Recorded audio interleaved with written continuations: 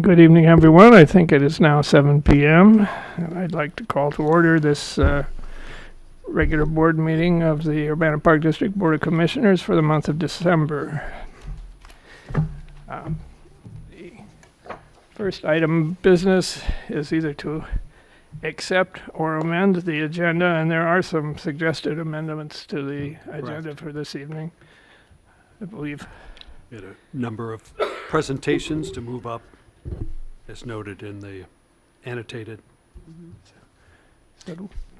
I move to adjust the order of the agenda to move old business item A and new business items E and F to immediately after public comment. Second. That's moved and seconded. Is there any discussion or questions on the point? Hearing none, let's do a roll call, starting with Roger at the right. Aye. Aye. Aye. Aye. And that carries unanimously with all 5 commissioners voting. So next up is Roman numeral 3, the public comment section. And I see a number of people sitting out there. Is there anyone here who would like to address the board this evening?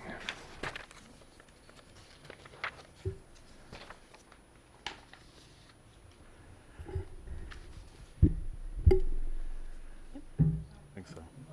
It's filling out our thing.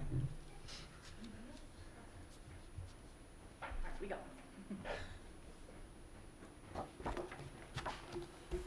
Just one.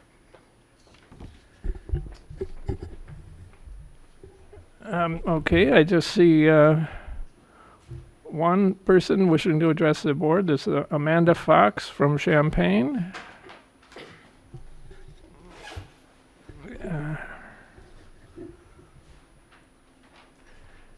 And I realize you're a veteran at this, but I remind you that we do have a 3-minute limit on public comments.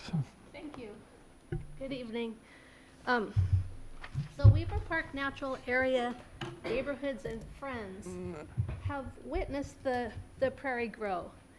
And volunteers have invested countless hours alongside staff in its care. Part of my soul is in the prairie soil. The National Park Service says that tallgrass prairie is one of the rarest and most endangered ecosystems in the world. Our Illinois Department of Natural Resources says of restoration, today we need to protect, manage, and restore prairie where we can. When replacing turf grass with native plants is encouraged, in the 21st century, we can do better than going back to the 1800s practice of draining and plowing our precious prairie habitat.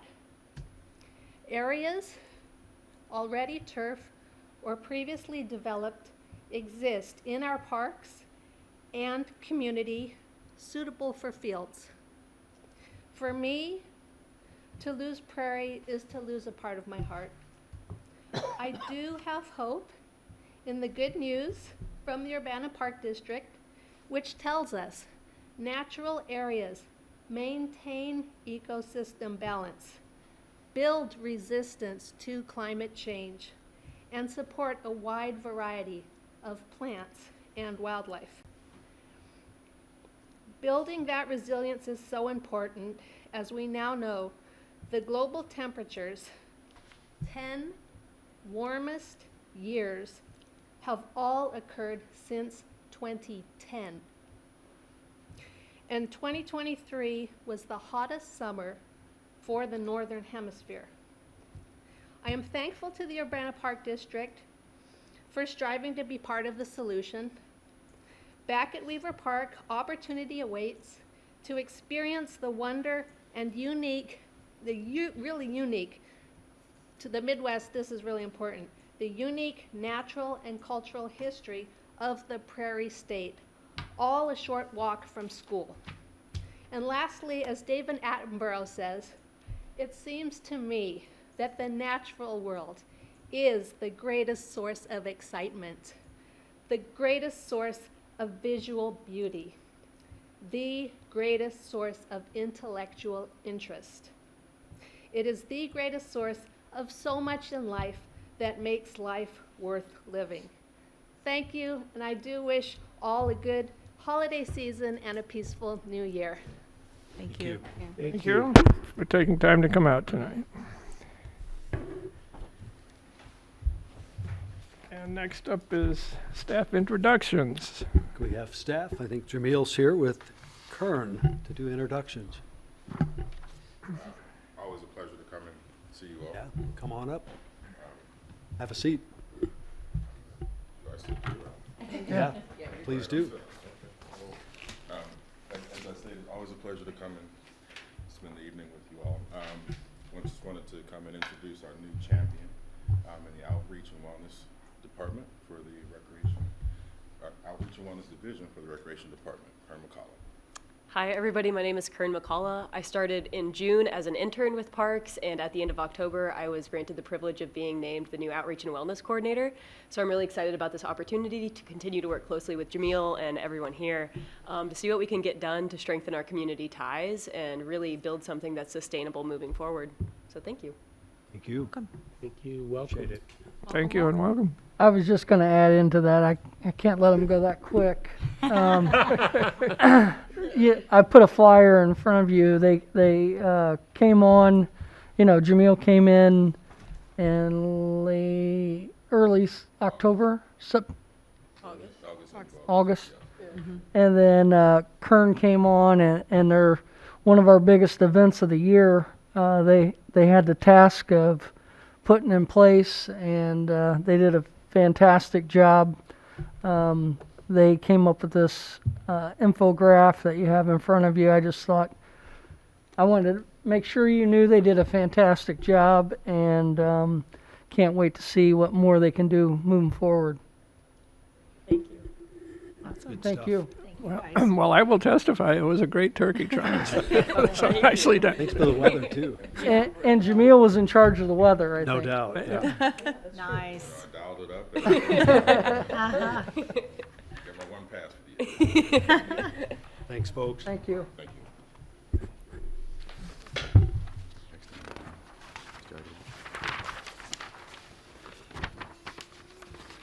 Okay, so with the modified agenda, that brings us to old business item Roman numeral 7A, consideration and action on ordinance 2023-05 for the issuance of general obligation limited tax park bonds. Got Aaron here, Aaron Gold with Spear Financial. And Laura, if there's anything you need to share, go right ahead, too. I have nothing to share other than we really appreciate you joining us this evening and all your advice and guidance throughout our year. And Absolutely. appreciate you being here. Well, good evening, everyone. Again, my name is Aaron Gold, Municipal Advisor from Spear Financial, and Tim and Laura have invited me out to present the results of the sale of the district's annual rollover bonds. Specifically, we held a competitive sale last Thursday, for your general obligation limited tax park bond series 2023. We received 5 bids. The low bid was a net interest cost of 4.39% from Time Bank, Park Ridge, Illinois. And the second place bid was a 4.59% bid from First Secure Community Bank in Sugar Grove, Illinois. So these are your annual rollover bonds. It's a process that you do each year, issued as general obligation limited tax. So general obligation means that you're levying a direct property tax for the repayment of the principal and interest when due, but that they're limited or constrained. The first limit is how much of this type of debt you can have outstanding in total, and the second limit is how much you can levy each year to repay the principal and interest when due.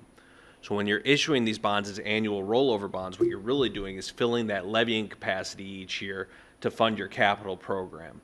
And doing it on an annual basis allows the district to drive more money into its capital program through the CPI growth afforded to it through the state statute.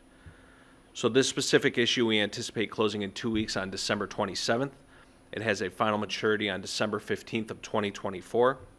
And with the final interest rate, the issue size was increased by $3,100 to $931,525 to fully utilize the district's 23 levying capacity. In total, this issue will generate $918,425 in new money to support the capital initiatives of the district, And framing this interest rate, this bid is up 75 basis points from the prior year rollover issue. And over the same time period, we saw the 1-year Treasury increase to 5.07% when we went to price this issue last week. In total, net capital derived from this process has increased by approximately $38,000 year over year. That represents approximately a 4.3% increase from the prior year rollover issue. We therefore recommend that the district's general obligation limited tax park bond Series 23 be awarded to Time Bank Park Ridge, Illinois, at the revised price of $931,525 at a net interest cost of 4.39%. As always, it's been a pleasure working with the team here. If you have any questions at all, I'd be more than happy to help. Thank you for your time.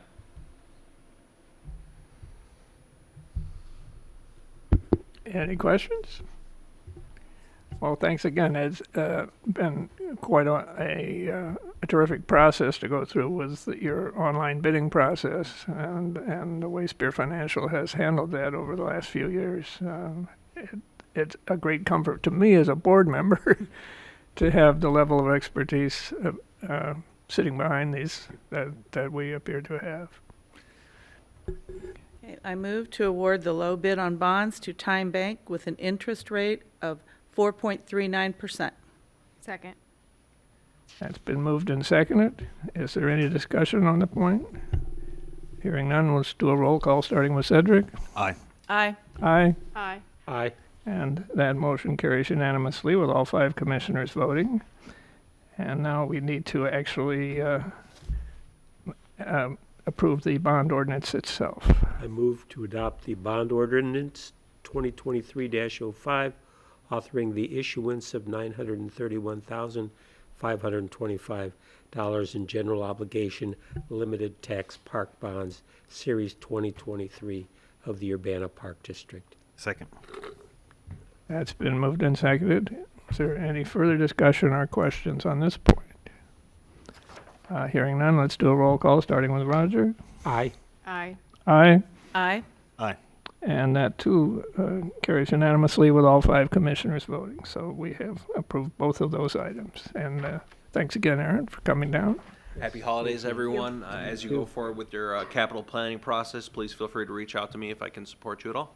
So, We will. the best of luck. Thank you. We will. Okay, with the amended agenda, the next item is new business, item Roman numeral 8E, action to award Health and Wellness Center IT equipment and programming contract. So we have staff from MCS here tonight to update us on our IT needs. I didn't know if staff had any other background or introductions.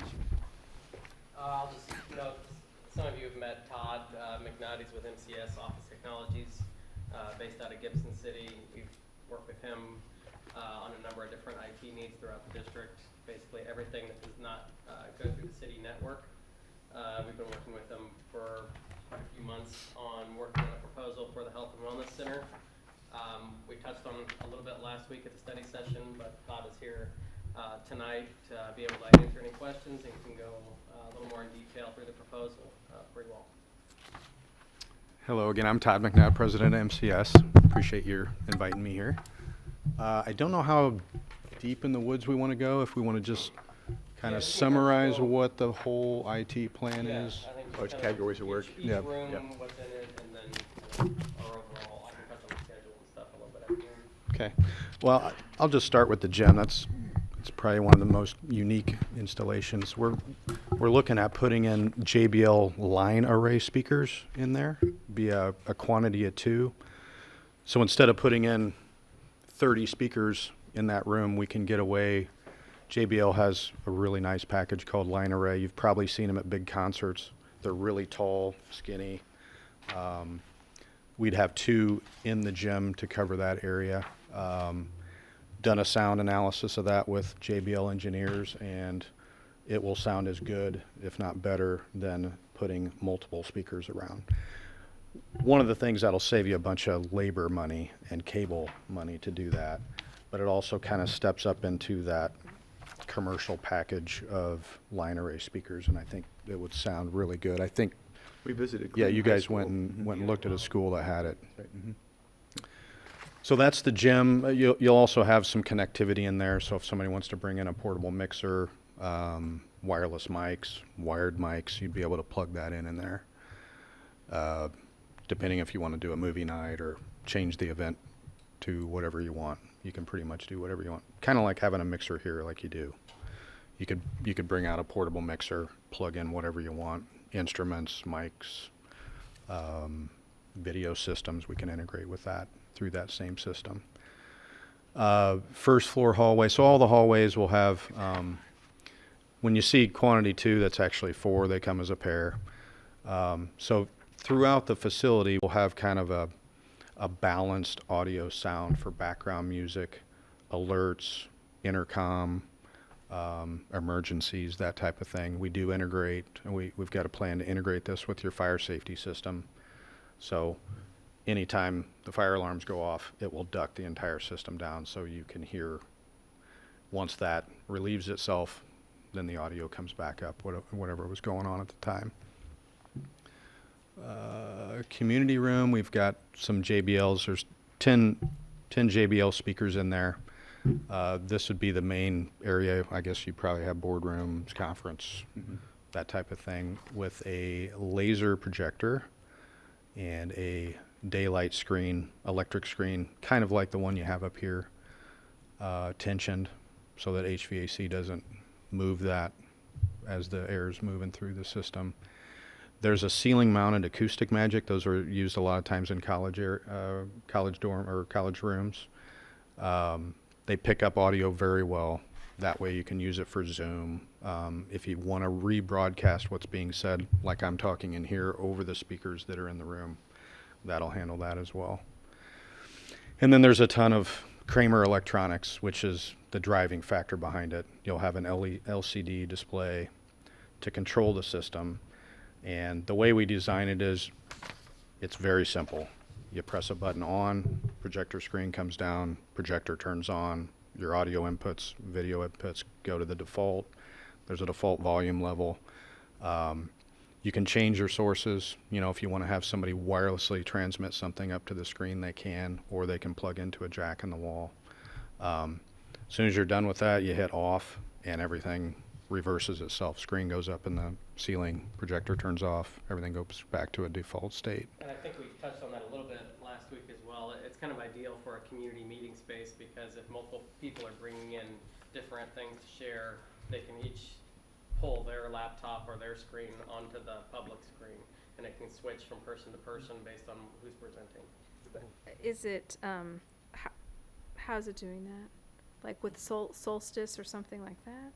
Yeah, so there's two. That's not a system that I often love. Yeah, there's two different Okay. systems we use. There's the Kramer Via Connect, and then there's Extron has their ShareLink product, virtually the same thing. So when you hit, wireless projection, then you'll be presented with a QR code or a URL that you can type, and as soon as you do that, then your laptop, tablet, phone can then send up to it, audio and video. Very easy to use. We have them, So we dozens won't of have them. any in-house machine in the room. People will have to bring their laptops. That's for this community room. The park district could house a laptop for other people to I use, just wondered. but it's Okay.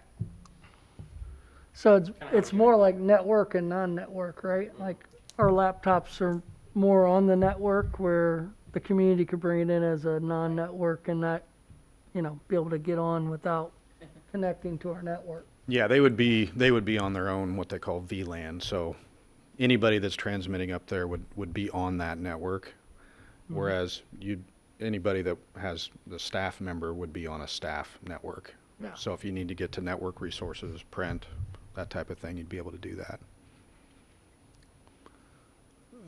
Main lobby, same thing there, just couple speakers out there. The break room is just a 65-inch TV with some speakers in there. That's really for background music, alerts.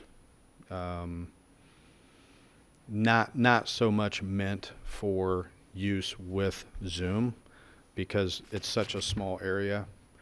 The speaker in the Samsung TV is plenty for what you need in there. It's a pretty small space. Yeah, and little the break table. room doubles as like a staff, kind of what we use for the resource room as well, so they can have a small group meeting or get in a group meeting and do a Zoom on that TV that we would have there as well.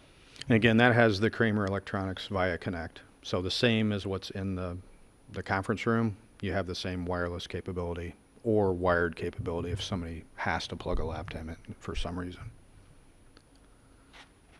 There's the admin halls. Again, that's just to cover background music and alerts. Second floor, same thing. Equipment room, those, we got 12 speakers in there. Group fitness, those are a little bit larger speakers. Those are really meant for, a spin class, something where you want it hopping, you want some bass. It's not overkill. We have this over at Elite Performance in Gibson City. Sounds really good. There's a couple of body-worn body packs. So they'll wear a headset. They can be doing their spin class, hooping and hollering, and you'll be able to hear them just fine with the music in the background. I think we threw in a couple extra headsets just for kind of safety, not that way everybody's not breathing into the same headset. Then this is all the audio equipment. So that everything will be placed in an audio rack on the second floor. So it's a full 42U, almost 7 foot tall rack. All the equipment will be in there. UPSs, all the amps, all the communications equipment to talk to all the speakers that are throughout. You'll have 5 zones throughout the building, and those 5 zones can be whatever you want to be. So you'll see we have Sonos up there. We use those Sonos ports so that those different zones can be grouped. They can be separated. You can be playing a different genre of music. Anything you want, you can pretty much choose those 5 zones to be something different, or you can group them all together, or you can group a number of them together. But all of that would be controlled from the equipment room Actually, on from site? your phone. From your phone. So the nice thing about Sonos is, most everything is Bluetooth.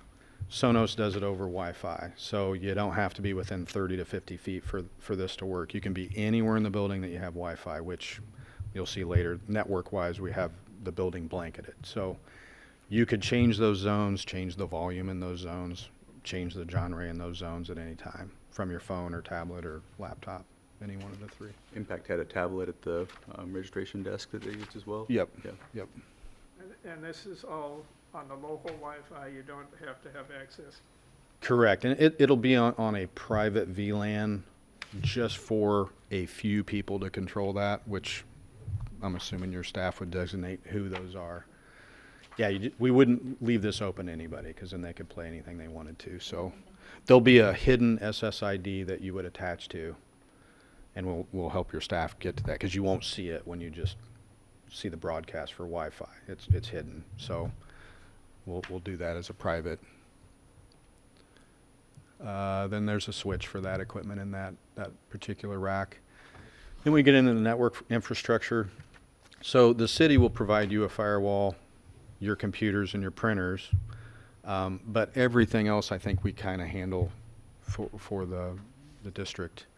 So we like to put our own firewall in, because any third-party vendors that need access to, anything really, could be fire, video surveillance, any other vendor. We can kind of control what those vendors can get to and what they can't get to. So that firewall is an important piece. That's what gets you to the internet and keeps you protected from hackers. So then we've got a cloud key, the Ubiquiti cloud key. That's basically for your Wi-Fi and any Ubiquiti switches. So all those are integrated together. We can literally see every wireless client, wired client, all the switches, how the flow of the network goes through, make any changes, make any security changes, all in one management platform. Then you'll see you got 10 Ubiquiti wireless access points. That's plenty to cover the whole facility. We do have generator safe UPS systems in here, so I don't know if you're going to have a generator or not, but we tend to always put those in if you get the wrong UPS and you have a generator, that can actually cause some weird spiking brownouts. So we've chosen UPSs that would be generator friendly. I don't know if you've got a generator or not, Anticipating but it, yeah. then we've got to have a sky lift to get to some of the areas. This is the video surveillance arena. So we use Access Camera Station along with Access Cameras. We've recently started upgrading all the cameras here. I think Carl Park and the pool. Everything's 4K. Some of the cameras are multi-lens, just so that we can keep the number of cable drops and labor down. All four corners of the facility will have 4 lens cameras, so we can get 270 degrees around each corner and then one facing down, so that you literally can see 360 around your building. And it's big enough, we wanted to put them on each corner just because it's such a wide and long building. We've got some 90-degree cameras. We've got some 2-lens 180-degree cameras to see hallways and whatnot. I'm not sure why that's coming up like that. I'm not sure what happened there. Yeah, that's basically the system that records everything. So we've got 60 days worth of storage. It's 24 terabyte. If I show 25% motion, I'm getting about 18 to 20 terabyte that we're going to need. So we always kind of give you a little room for extra. People tend to also add cameras a little bit here and there, so we want to give you some extra space. As well as all the cameras will have a 128 gig SSD card in them. That's simply just in case the recording server would go down, or we'll say, worst case, you had a fire, somebody breaks in the building, they've done something, they find out where this is, they steal it. All the cameras will record, and I think that'll keep like 2 weeks worth of 3 frames a second. So it's kind of a backup plan. Way cheaper than trying to send this out to the cloud, because there's just so much video, it would cost you an enormous amount to try and stick that in the cloud. So we're going to do that with a recording server and SSD cards in the cameras. Then we get to access control. There's one door. I can't remember what direction that is. Is it the west north door? Yeah. So that'd be, I think, where most of your staff would come in. That'll have a key fob access. It'll have an intercom. The intercom is a camera, a card reader, a digital display, a microphone, and a speaker. So it's all in one box. You can kind of see it. It's the third little box down there. They're a really nice looking, new age looking intercom system. That's where we're talking when we do camp in the summertime. The camp staff can go out that door. The campers in the morning can come to camp in that door rather than come through the main door where our membership is coming in. So that's designed for that aspect, just so you all are aware. Yeah, some key fobs in there, and then our labor. Let's see. Then this is enterprise cellular extension. So this is really kind of a life safety thing. If you want to have cell coverage in the building, we had to really go with an enterprise class to get you all 4 carriers, AT&T, Verizon, Sprint, and T-Mobile. So you'll have 3 donor antennas up on top of the roof of the gym, and those will be fairly hidden. They're little Yagi antennas about the size of my arm, and we'll point that at each donor tower in the area. We've got azimuth that we've got to figure out where we need to point those to, but those will pick up all the carriers, bring that into the building to a network unit that then is networked out to client units with some antennas on them. So those will be kind of spread throughout the building and give you full coverage of the building. So that was engineered for life safety in order to make emergency calls and convenience, I guess, just to have cell coverage in there. It's a metal building, big building. There's a lot of HVAC systems in there that's going to block it. So we're really thinking you probably have no signal in there if you don't do some type of cellular extension. And so for like the random people that don't have like one of those 4 carriers, they probably will not have great coverage Correct. inside the building. Probably won't have any. Okay. Now, there are some other arterial carriers that use the same frequencies as AT&T and Sprint. So most of those sell off those services to that carrier. I think, is that is it one like of them? Cricket or something like that? Cricket, yeah. I think they actually use an AT&T frequency. So those should work as well, but the really obscure network carriers, they probably won't have signal in there.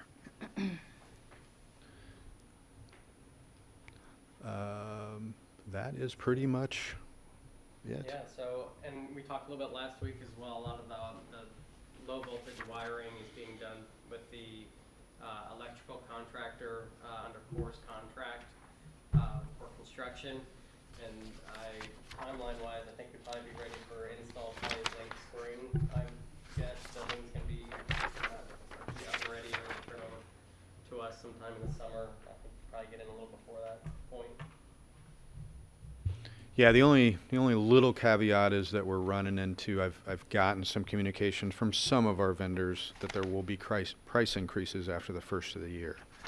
So I don't know what that means, if that's 5%, 10%. I've been able to lock them in through the end of the year with our vendor pricing. Because originally we did pricing just for budgetary, and then we've gotten that squashed back down a little bit. So I don't know where we would stand after the first of the year, if there would be any increases in this or not. But if we approve tonight, we don't have to worry about that. Correct. Yeah, I could lock them in. I mean, I have them until the end of the year, and it's possible if I communicated with them here after this meeting, they might extend it another 30 days. We've kind of done this a few months just to keep them solid in there, but I've had one is JBL that there's probably going to be some price increases. And on our recommendation, we did include a 10% contingency just in case we need to make any adjustments as we order equipment or if we get down the road and we need a couple more items. Right, like the system like this is like upgradable, right, in the future, I would assume. Yeah, like all of it. Yeah. The video surveillance, the audio system, that we have plenty of ports available. We have plenty of power with our amps. So if for some reason you wanted to add another 2 line arrays for some reason in there, you're having big movie nights and it's regular and you want really beast sound, we could always add 2 more speakers in there too. But I don't think there'll be really any need in the gym to upgrade those, but the amps are there if we need to. I think D-Land was running a single speaker and it filled the gym. The big thing we wanted to make sure is that it felt like it wasn't unidirectional, that it kind of filled the space around you, and it was impressive. So Yeah, these are really kind of a flat field array. They're designed to, they come out and then stay contingently at, from 0 feet to about 20 feet is all across. So that'll cover your track as well, because they'll be mounted up along your columns on the inner parts of your track. So you'll still get a bit of backfeed audio from those as well. So it's not like they're not going to hear them behind them. So it'll shoot across the gym floor and then hit the track. So I guess my other question is, and this may not necessarily be related, but like in terms of like, right, like obviously you're building like a robust like Wi-Fi network, but like who is the internet service provider, and like what are the plans for that in regards of making sure that we're getting effectively appropriate speeds for a building of that size? it's I3, it's the same one that does the rest of our facilities. And as I recall, this facility has considerable more bandwidth than any of our other facilities. I can't remember the specific numbers, but we consulted with Todd to make sure we'd have enough in the city of Urbana. So it's should be plenty, but there's bigger packages if we need it. And that's one of the things we heard as we're doing our tours of facilities, is that just plan on the Wi-Fi not being enough. You've got a lot of people in there that can be, And really easy to increase that too. So the firewall capability will go up to a gig. You'll never need a gig out there. I think we were kind of settling on like 200 meg or something like that, I think, maybe, or even a little bit less. Can't recall, yeah. It'll be plenty, and if not, you can always upgrade that. You don't need to upgrade your firewall in order to do that. Firewall also includes additional ports, so if you ever wanted to do like some kind of failover solution, so if you're worried about losing I3 and you want to get a lower cost, say Comcast, just backup, all we got to do is snap that in and turn on failover, and if I3 goes down, you'll immediately flop over to Comcast.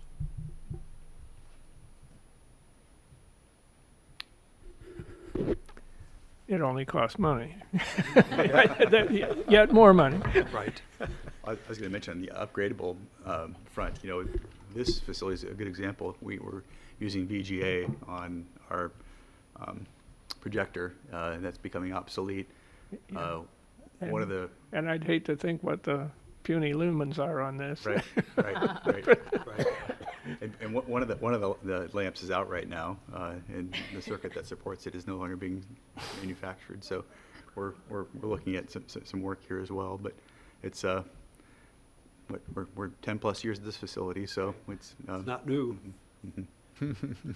Yeah, so the conference room at the Wellness Center, I kind of glazed over that. The projector going in there is actually a laser projector, and the lumens, I want to say, is either 7,000 or 8,000. So you can have full lights on, window shades up, and you're going to be fine. It'll be way brighter than this and more crystal clear. It's a 4K projector, so no blurriness to it. Yeah, sharper. I thought it was just my eyes.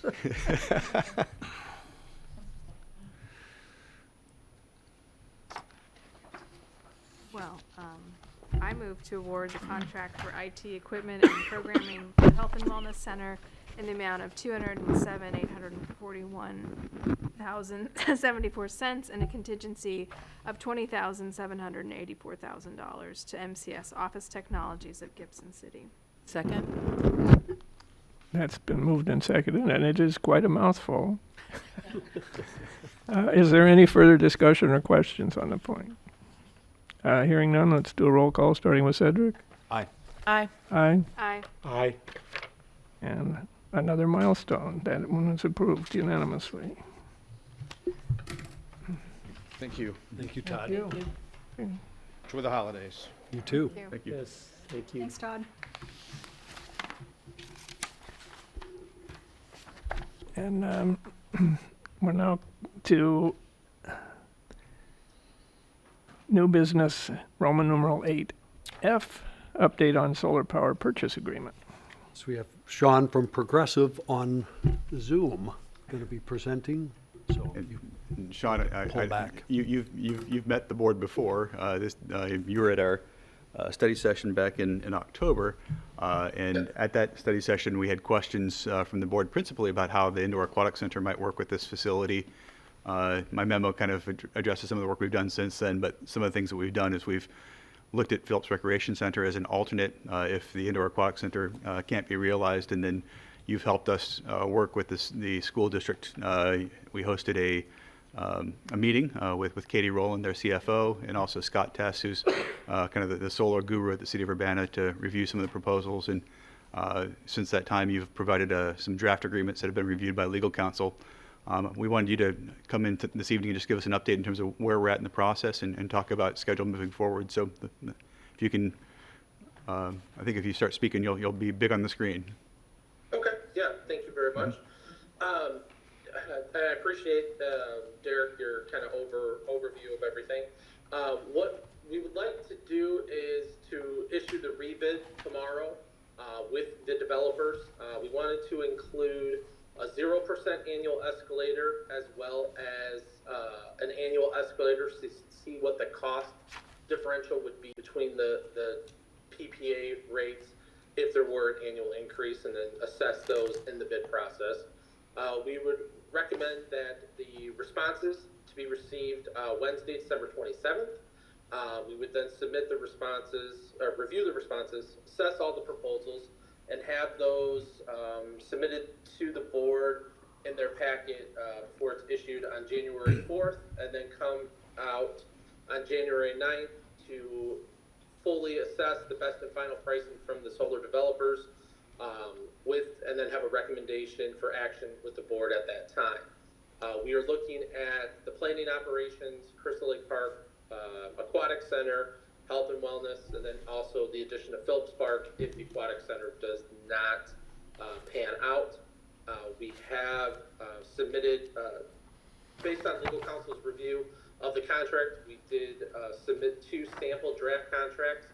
One for the Aquatic Center that has the Park District and the School District as the buyers of the system, and then one for the remaining facilities for just the Park District facilities for planning operations. And that was kind of recommended with the legal review of how the contract needs to be laid out. We are going to look at one aggregated price for all facilities, and then also look at bifurcation as an individual basis and see how that would play out with the different scenarios that we have outlaid. In addition, we did provide a sample buyout schedule. Is the material that I sent over. We talked about potentially phasing in, and what would that look like due to the construction schedule for the health and wellness building, to have that one potentially expedited because of the facility coming online, and then the grant that that was currently received by the Park District. So we will have that language also included in the final RFQ that goes out. And then also we did review updated electric pricing, and the pricing options, the pricing the Park District is currently under is actually higher when we originally assessed the analysis. So that is going to drive additional savings based on the current electric contract is on an index.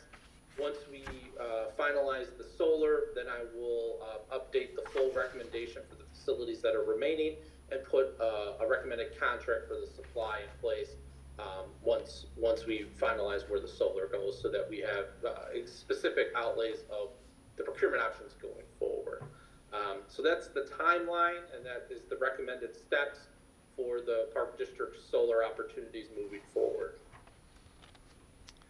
Sean, I'll just note, as we discussed, depending on who the actual low bid solar contractor is, they may have a different agreement, a contract than we're currently reviewing with School District and Park District legal. So it'll be important for you and I to work closely together to get that in their hands shortly afterwards, to make sure that we can work out any of the different legalese in preparation for board award. With the school district, Dr. Jennifer Ivory Tatum has indicated that she'd like this to go initially through their facilities committee, and then to a study session, then to a board meeting. Obviously, that's going to take some time. And so one of the things that Sean and I talked about was perhaps allowing a 30 to 45-day window where the low bid contractor would keep their pricing available to us, so we can have the option of bringing that in as a bid alternate. And if it doesn't go, then we would certainly look at the Phillips Recreation Center as one to help to fill our portfolio. Wanted to see if the board had any questions for Sean in terms of the update, and any questions about the schedule or where we're at in the process.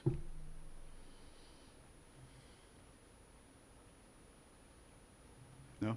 Okay.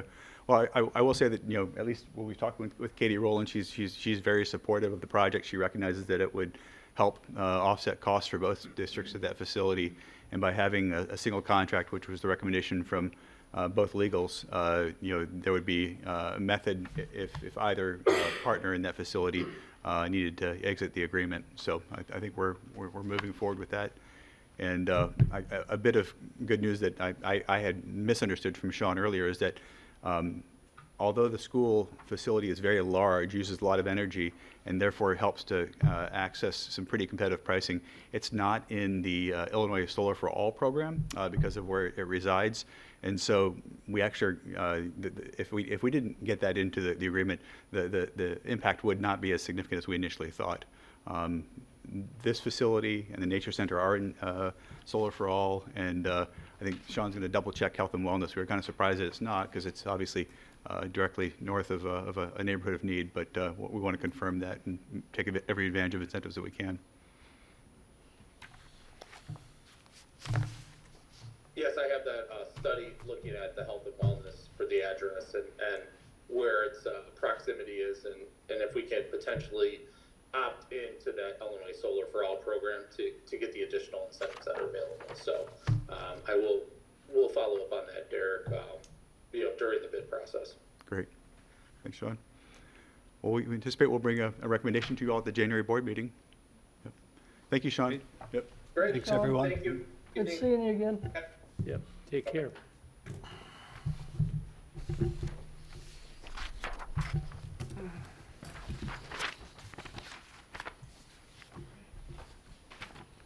Okay, so there is no action needed on that. That now takes us to Roman numeral 4 of the original agenda, Urbana Park District Advisory Committee report. There was one provided in the board packet.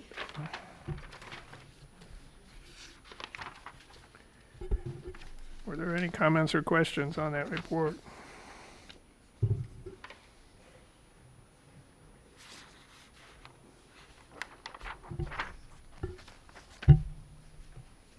Seeing no indication of any, then I guess we're ready to move on to our consent agenda for the evening. On the consent agenda, as presented, our approval of the minutes of our November 7 study session, the minutes from the November 14th regular board meeting, receipt of the 3 departmental reports, administration, planning and operations, and recreation, approval of the monthly paid accounts payable, and the action to accept the philanthropy report and gifts listed with gratitude. And under our rules, it's the purview of any single commissioner to remove any or all of these items from the consent agenda for separate discussion and action. Is there any commissioner wanting to remove any item from this consent agenda?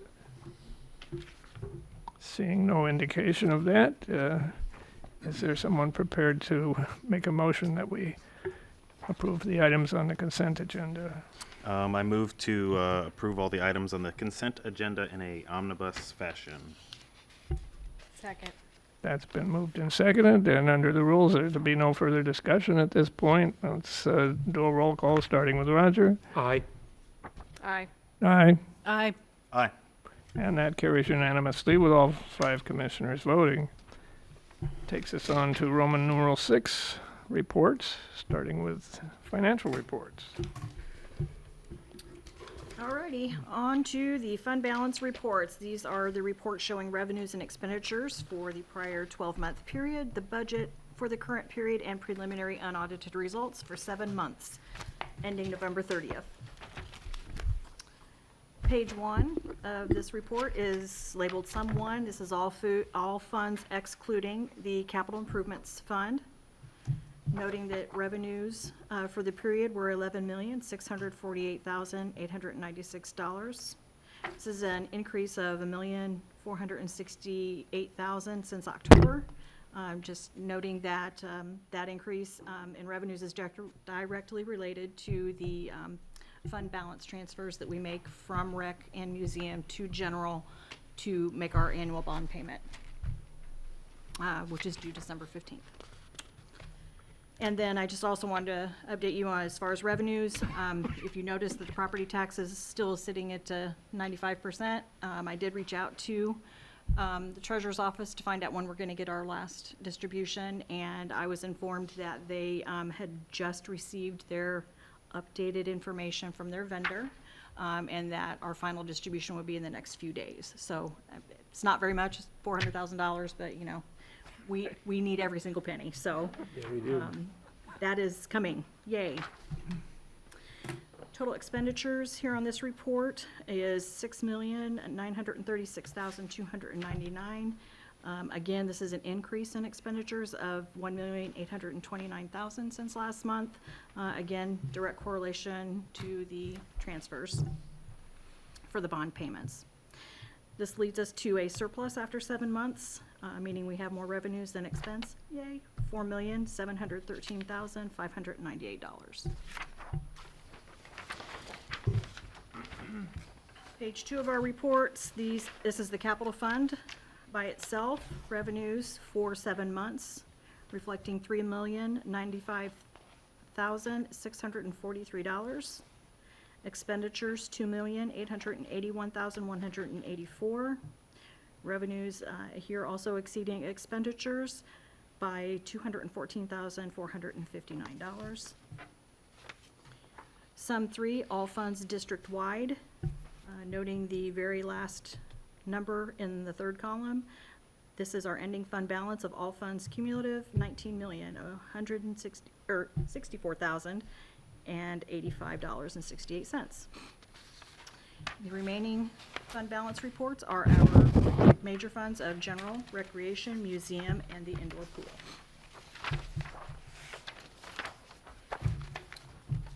Second set of reports, our treasurer's report. It's a report of the amounts of the cash the district has as of one day of November 30th. All 25 funds are listed down the left, where all funds are invested across the top. Bottom right-hand corner is our total, $21,322,110.93.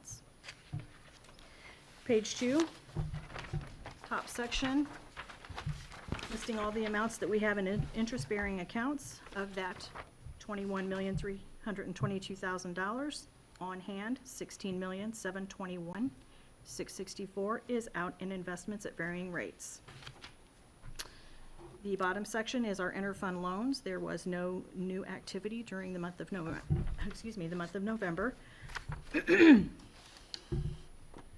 Page 3, last section of our treasurer's report. This lists all disbursements for the month of November. Vendor payments match the paid accounts payable found in the consent agenda, and total disbursements of funds, which include all payroll and vendors, $562,304. Present to you the treasurer's report for audit. Move to accept the treasurer's report for audit. Second. That's been moved and seconded. Is there any discussion on the point? None. Let's do a roll call, starting with Cedric. Aye. Aye. Aye. Aye. Aye. And that carries unanimously with all 5 commissioners voting. Moving to the capital budget reports. Everybody enjoy this month. Very light spending. That won't happen again. The areas highlighted For a while. are with an asterisk. For any new Maybe, activity in maybe November. after August it might. So page 1 is our 2019 ARS bond account. We did receive our first reimbursement from DCEO of $36,784. Under the expenditures, all the way at the bottom, using our donations and contributions, we paid Ameren $2,280 for our gas line and meter there at the Health and Wellness. And then $5,955 was paid to MET for more testing number 4. 2023 budget, just had a small expenditures and under tributes and donations for some trees and nameplates totaling $570. And our 2022 capital budget, we did receive $8,300 in donations towards the Meadowbrook Playground. Under the expenditures, the first section, for the Meadowbrook Playground, we paid Upland for design number 2. That is split essentially 50-50 between the OSLAD grant and donations. So the donation is $18,335 and the OSLAD grant $18,073. The reason it's not exactly even is because the additional expenditures they have that's not covered under the grant, we picked that up. And there was no activity in 2021's budget, 2020's, or 2019's. There are no questions on that very skinny capital budget report. I'll turn it over to Derek.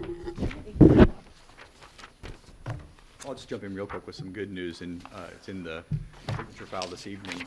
We were fortunate to receive a donation from Mid-Illinois Concrete for demolition of the playground. This was just a really generous offer on their part. They're evaluating that service about $45,000. So just wanted to note that as part of our capital project and report. Nice. So last week at the study session, we did quite a bit of health and wellness updates. I did just bring a couple pictures from our time from last Tuesday to this Tuesday. Wow. This picture was taken actually a little before last study session, but I was looking through the Corps' construction internal website, had some pictures, and thought this was a pretty cool one. Basically, from the far side of the parking lot, you can kind of get a good idea of the look of the building before a lot of those metal panels were getting installed.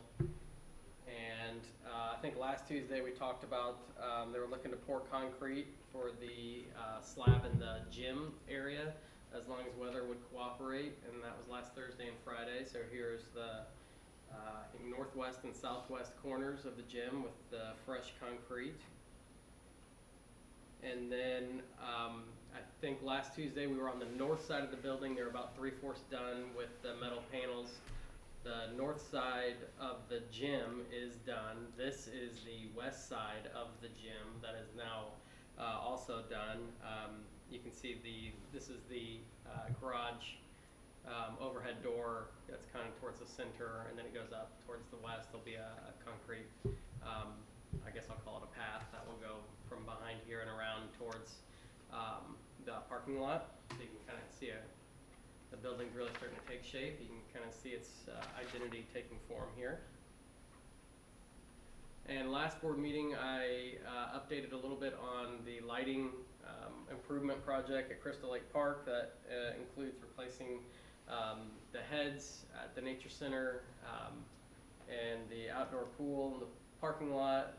We're also looking at doing the pole and lighting replacement and wiring in the park. Pretty much all the lighting around the lake house and the main park entrance.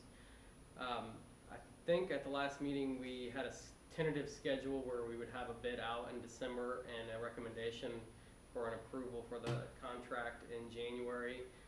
We have kind of revised the overall scope a little bit, reduced the number of lights to be replaced. We're also included some bid alternates so we could adjust based on available budget and how bids come in.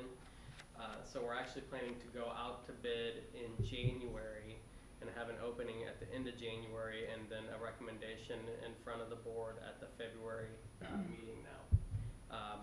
Construction, I think, was anticipated basically in both scenarios to happen in the spring of '24. So that's something that certainly could still stay within that time frame. And there's just a couple images for the lake house park entry lighting. I know we removed this one here, and I think one over here, this one by the small pavilion. And then Prairie Play, just want to give an update on the schedule. As far as that goes, we're planning to have a bid advertisement potentially this weekend, where we would start distributing the bid packet next week. We're giving a little more than a month with the holidays, and would have an opening in the end of January, and we would again be looking to have a board recommendation in February. And then kind of moving ahead on the timeline, our capital team has been reviewing potential farewell event dates, paper return dates. So we don't have anything completely set in stone at the moment, but we're looking for a farewell event sometime mid to late February. Shortly after that, doing a paver return over a couple dates at the site in early March, and then the demo contractor who Derek had just mentioned, donating their services, are currently planning to be at the site later in March. Assuming it all goes well with our contract documents with a board award in February, potentially could see construction starting sometime in April. Last thing, I know randomly the practice board got brought up last meeting, so I thought I'd just go ahead and bring a couple pictures. It is a little different than your typical tennis practice board, but every tennis court I've been at for U of I actually uses this same board, which got us thinking it may be a good option. And we talked with tennis folks we know, including the coaches at the high school. It's kind of difficult to see, but what makes this so unique is it's actually curved. and it gives a better bounce, kind of more directed back towards you and down rather than going up and away, where if you're actually hitting, it's more realistic as you would receive a ground stroke from an opponent. So I've hit on this one and the ones at the university, and I have no complaints. We've actually got a random email from one of the tennis coaches who said it's like the best practice board he's ever hit on. So I thought, since we talked about it last meeting, I'd go ahead and bring a couple images for everybody. That's all I had.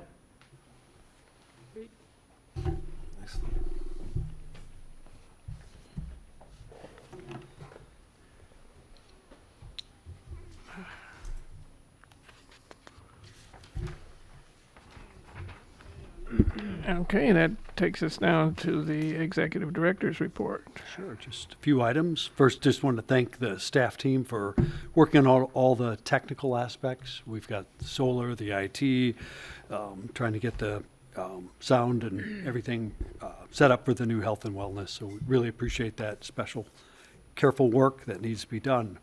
Also wanted to recognize the staff team that organized the staff holiday party we had last Thursday. Had a terrific time at Jupiter's. Really appreciate their planning for the event and all the time put into that.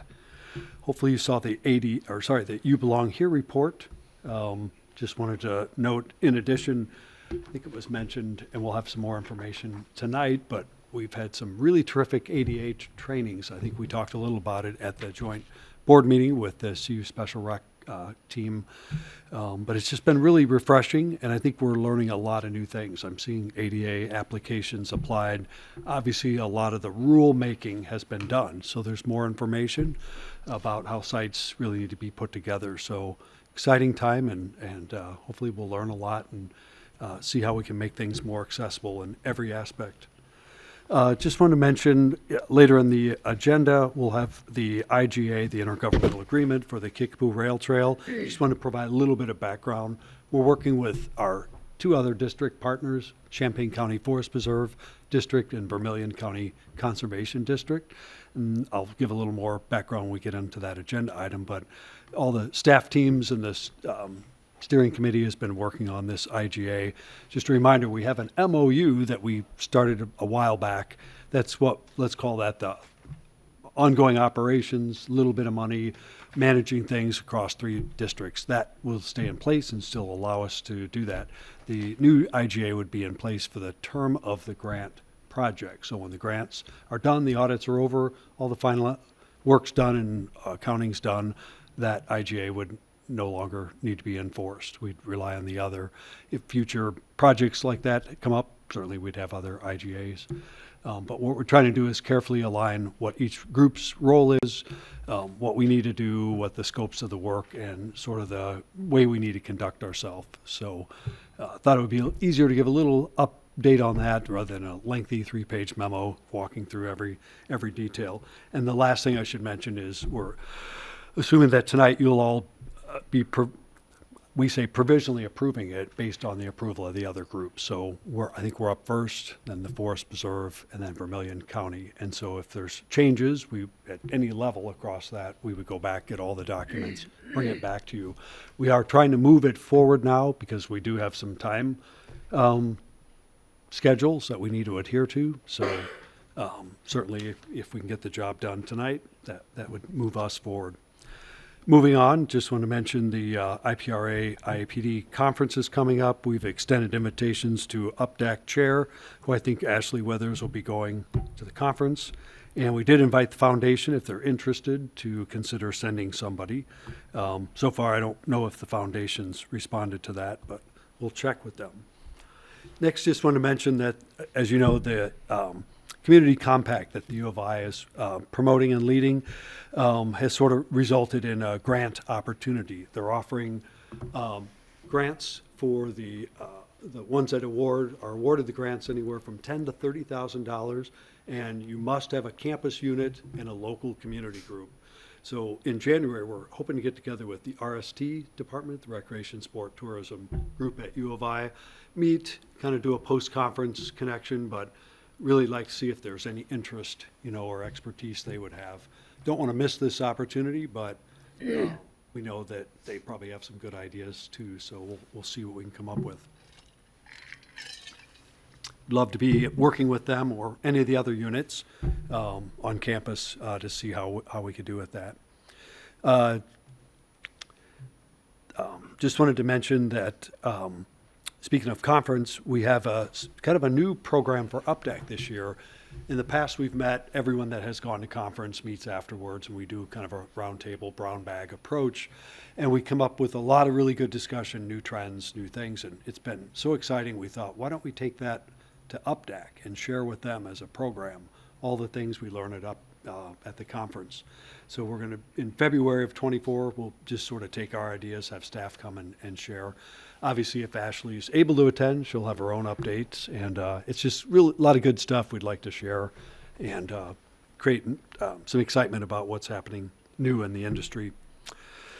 Had a terrific senior holiday party today at the Phillips Center. Just appreciate the work that Janet Sosby and Jacob Johnson are doing with the club, and certainly all the other rec staff at Phillips. Had a terrific CUSR annual meeting last week, and we're really excited about working with our new advisory committee, and also looking at what physical improvements we might be able to work on or see what kind of legislative support we could get that result in a better drop-off access and safer play area. Lastly, I just want to report staff's going to be working probably in January to come up with our reports to our legislators, Senator Paul Faraci and Representative Carol Ammons, on what we would call the Urbana Park District's highest priorities. And so we'll put some ideas together. We have our priority report. We also share that with the foundation. But these are really maybe a little bit different. There are probably legislative efforts that would probably be high priority projects that would really impact what we do at the Urbana Park District. Example would be, I think staff's already talked about, really the need to start working on that phase 2 level of amenities at health and wellness to get that outdoor playground, spray ground, and any of the other features that we consider high priority, and go to our legislators and ask, for assistance with that. Now, we know sometimes there's time that it takes for money to at least be put into budgets, and then whatever it takes to get it out based on, if there's revenue tied to it or what program it's signed up. But when Corky and I met a few weeks ago with Senator Faraci, we asked, is that still, a recommended way to share your needs? And he said, absolutely. So we want to get together and work on that. That's all I had. I can answer any questions about any of the other items. I just had a kind of a random question. Sure. Is Nancy Dell coming on the She'll be coming. CUSR advisory committee? She is not. I know that's some that she expressed interest in, so maybe someone should Thanks. We'll reach out check to her. with I remember she said that for sure. I know she is joining the Urbana Parks Foundation, so, but certainly would ask her, see if she'd be interested in that as well. Thanks. Good tip. Thank you, Tim. All right. Moving on to the President's report. As for upcoming meetings, there's no study session scheduled for January, so our next regular meeting is going to be on the 9th of January. Will we have executive session before or after? How would you like to do that? We've often done it both ways. I think what we saw in at least Allison's notes, there was weren't a lot of numbers of minutes. So Just the one from July. So if we wanted to have it in the way. front end, that would avoid anything after the meeting. But however you would like to do it or your schedules allow. And you could decide later and let us know. We can reach out, whatever's convenient. Well, if we're expecting it to be pretty short, I would suggest we do it at the front end, Okay. but not necessarily by tacking on an entire half hour in advance. Just do it at 7. Okay? And Agreed. That works for us? better for me. Okay, 7 o'clock, start the executive session. Great.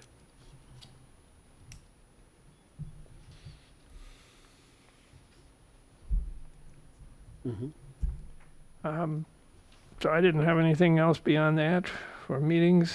Moving on to liaison reports, the Finance Study Group. We have covered a number of these things in the study session or tonight already, but there were a few things discussed there that have not come up here. One is doing a new postage system, the staff time card, time punching system is going out of business, has been bought out. Yeah, there we go. So there are going to be some changes coming there, and the new lighting stuff, I guess, is somewhat been covered here, but there's some additional fundraising going on relative to Blair Park. Still waiting on the grant response with that. The ITIP grant, we're still waiting for final authorization documents from the drainage district relative to the bridge, the pedestrian bridge there. So, We have a court date now. pardon? We have a court date. Yep. You have a When it's actually going to get approved. when it's actually going to? Oh, okay. Yeah, Matt Deering We will thought- be attending. We thought we did before, but we have a new date. Okay. Well, that sounds like progress. Right. There was a lot of discussion of the stuff that we've just been over here relative to the IT updates, and then in the study session we did some of the discussions of the cash flow. There was some Prairie Play updates. I guess we haven't heard mentioned here tonight. The sculpture benches and some final design and fabrication details are coming along. People know about the fundraising.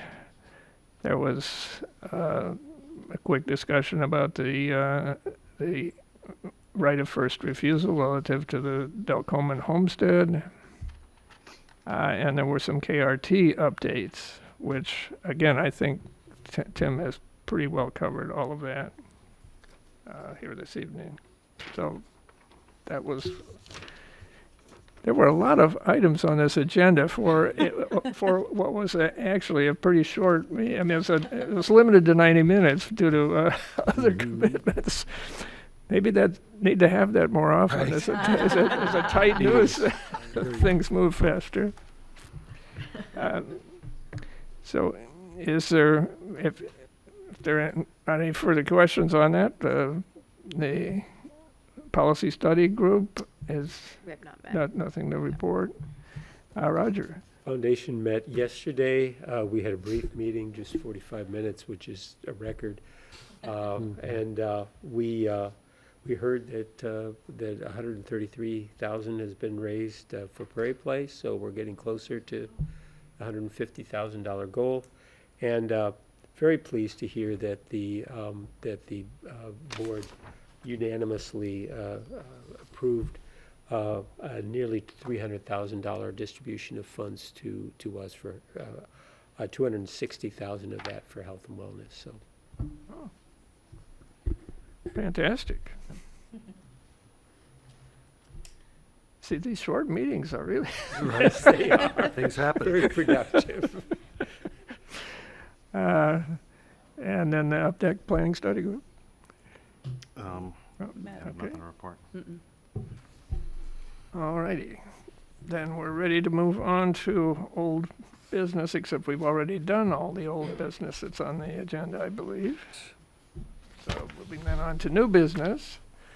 And this one is an item that we do need to do. So item A, under new business, approving a tax abatement ordinance.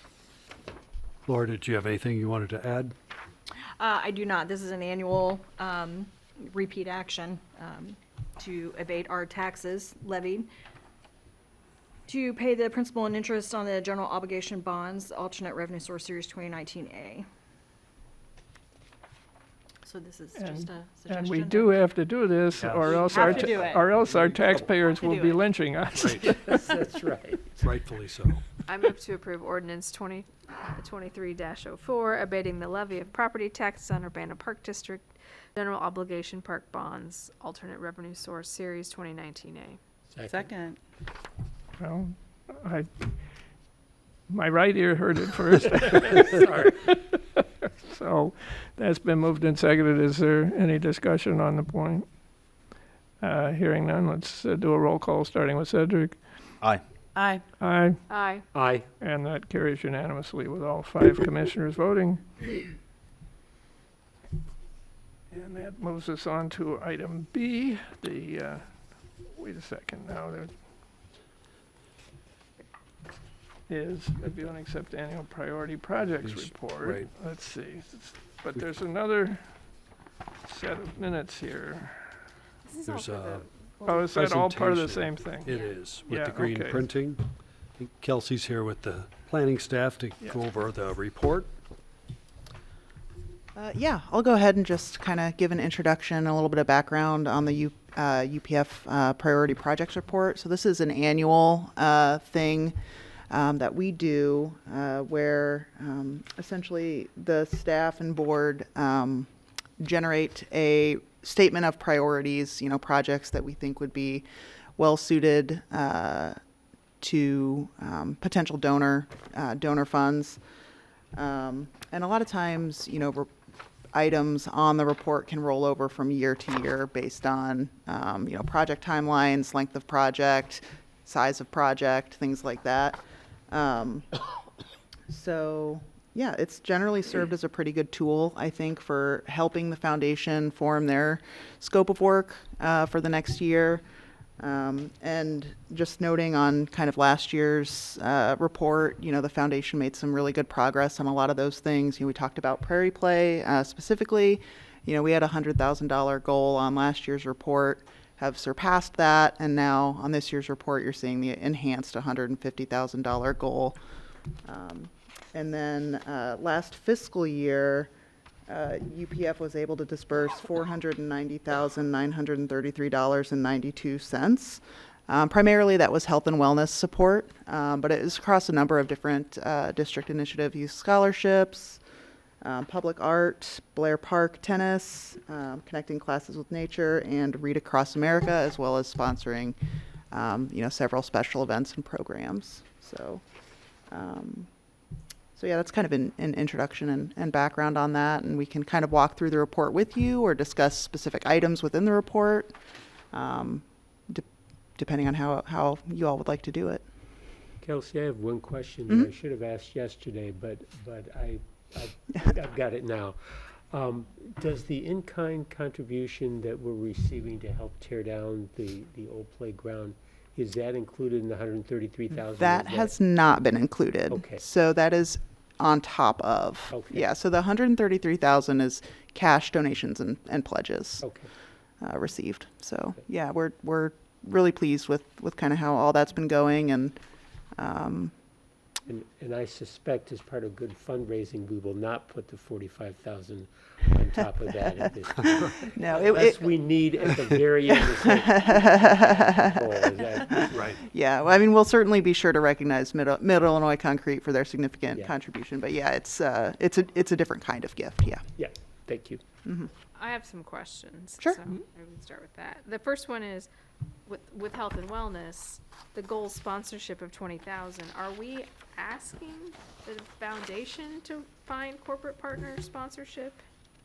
I think part of what the foundation can help us do is obviously, and we have new faces this year on our foundation that I think could potentially be very helpful with assisting in securing corporate sponsorships. So yeah, I think, we shouldn't be afraid to sort of utilize our foundation in that way. I think it's an area of growth potentially. But while we would anticipate probably most of the sponsors being corporate, you do see a lot of individuals step in and fill those gaps as well. I mean, you can see it if you go, one of the ideas the program we're looking at doing is essentially like a banner program where you'd have banners around the elevated track, and You know, if you go to the Y or some other places, there are individual families who do that as well. And we're looking at a tiered system. So there'd be kind of the, you know, the big banner. We're looking at 3 tiers. So likely 2,000, 1,500.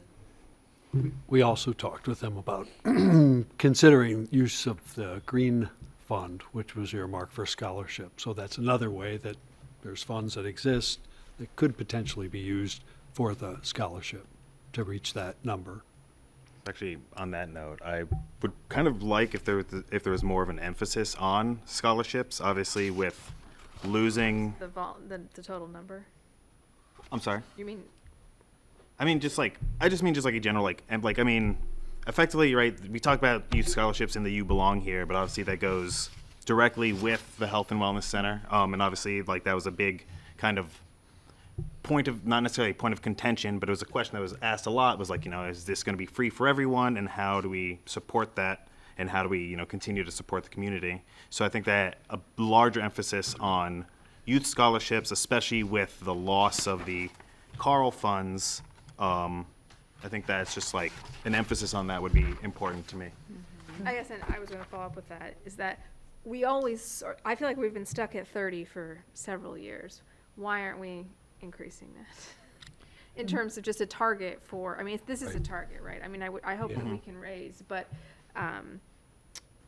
it just seems like we always ask for 30 and no more. And I mean, I think it's like a, you know, maybe it's like a safe because, you know, we feel like that we can hit that maybe, but I think that moving forward, especially with, you know, off the back of these very large capital projects, having an emphasis on specifically our impact on the community is really important. I agree with that, and I think that a challenge goal would be helpful in that respect. That's what I was going to ask. Because Yeah. because again, that's something I heard constantly when I was asking people for funds. I was shanghaied at the balloon glow over in Champaign by an Urbanian who knew who I was, and she asked me. She said, "Well, will families be able to get in free? You should have 100,000 for that." And it's like, okay. So, but I mean, she's right. I mean, you know. Well, yeah, it's certainly a case. I mean, calling them youth scholarships, in which they have been, Yes. is great, perhaps in enticing donations. But we really need a fund. I mean, to bring people in the door who couldn't afford to otherwise. And just because they're an adult doesn't mean they aren't worthy of getting some help. Right. I mean, even this kind of stuff kind of came up during the like the diversity study, right? With like that cost is, and like not necessarily cost just for children, but cost for adults as well was like a factor that was preventing people from doing our program. Yeah. So. And we need everybody in the community to have a chance to be healthy. Right. And I did really like what was at the foundation celebration on Wednesday, sort of like $50 gets a youth, like going back to youth. Right. $100 is like, I really like those, to Yeah. plant a seed in your mind on how the impact of your dollar, Right. where they were going. I thought that was a really helpful graphic. Yeah, those kind of metrics are like really easy to kind of wrap your head around. Absolutely. Right. Good for giving too. Corky, can you remind us what we're currently contributing for scholarships and some of the new information that Yeah. we just received? Because I think this will help if the board can help us get a number that Yeah. we can forward Well, on. I was biting my tongue not to say anything, but here we go. So in the past, with our monies that we've received over the last 5 years, we were able to do $30,000 in scholarships through Urbana. Honestly, that's a lot of scholarships going into High Hope neighborhoods, meaning it was sometimes difficult to get people in. We still want to have that number moving forward.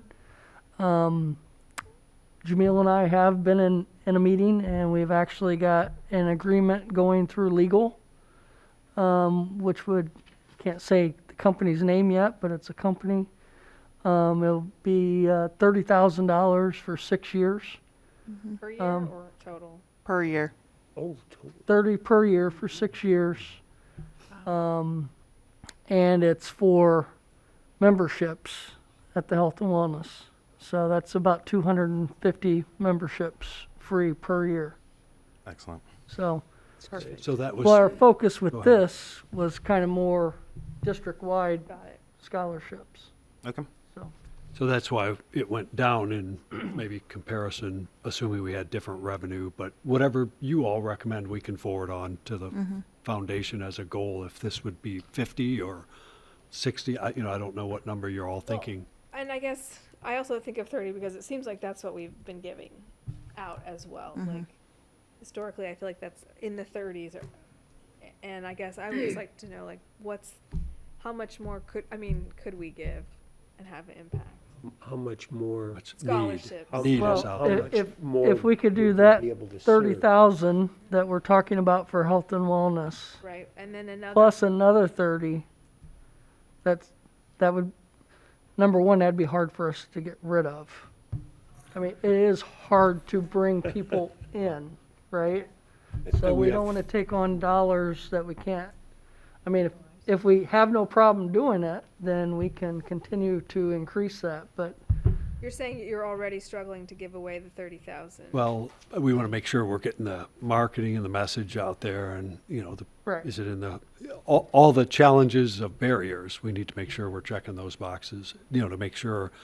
I don't think the situation is people. I don't want your money. No, I think they it's don't are we know. reaching the families that know Right. that we have an opportunity? And- But And there also is the transportation Right. and all these things. Yeah. right. there's a lot of other challenges Right. besides whether they can sign up for the program. Right. So maybe So- there should be focus on, addressing those challenges as like in terms of like hiring busing for events or whatever it may be. So Right. But Go ahead. if we set a higher goal and we couldn't disperse those funds, the foundation can Yeah. hang on to Oh, that. of course. I was They just might gonna roll say over. So, that. I mean, it could be put in a fund, Exactly. a dedicated fund. Right. My recommendation would be for that. Well, the Green Fund is a dedicated fund, and Yes. the original idea after we received the 50,000 was to grow it to 100, mature, just a best practice sort of an approach. We haven't been able to do that. Maybe with this challenge, we might see that grow.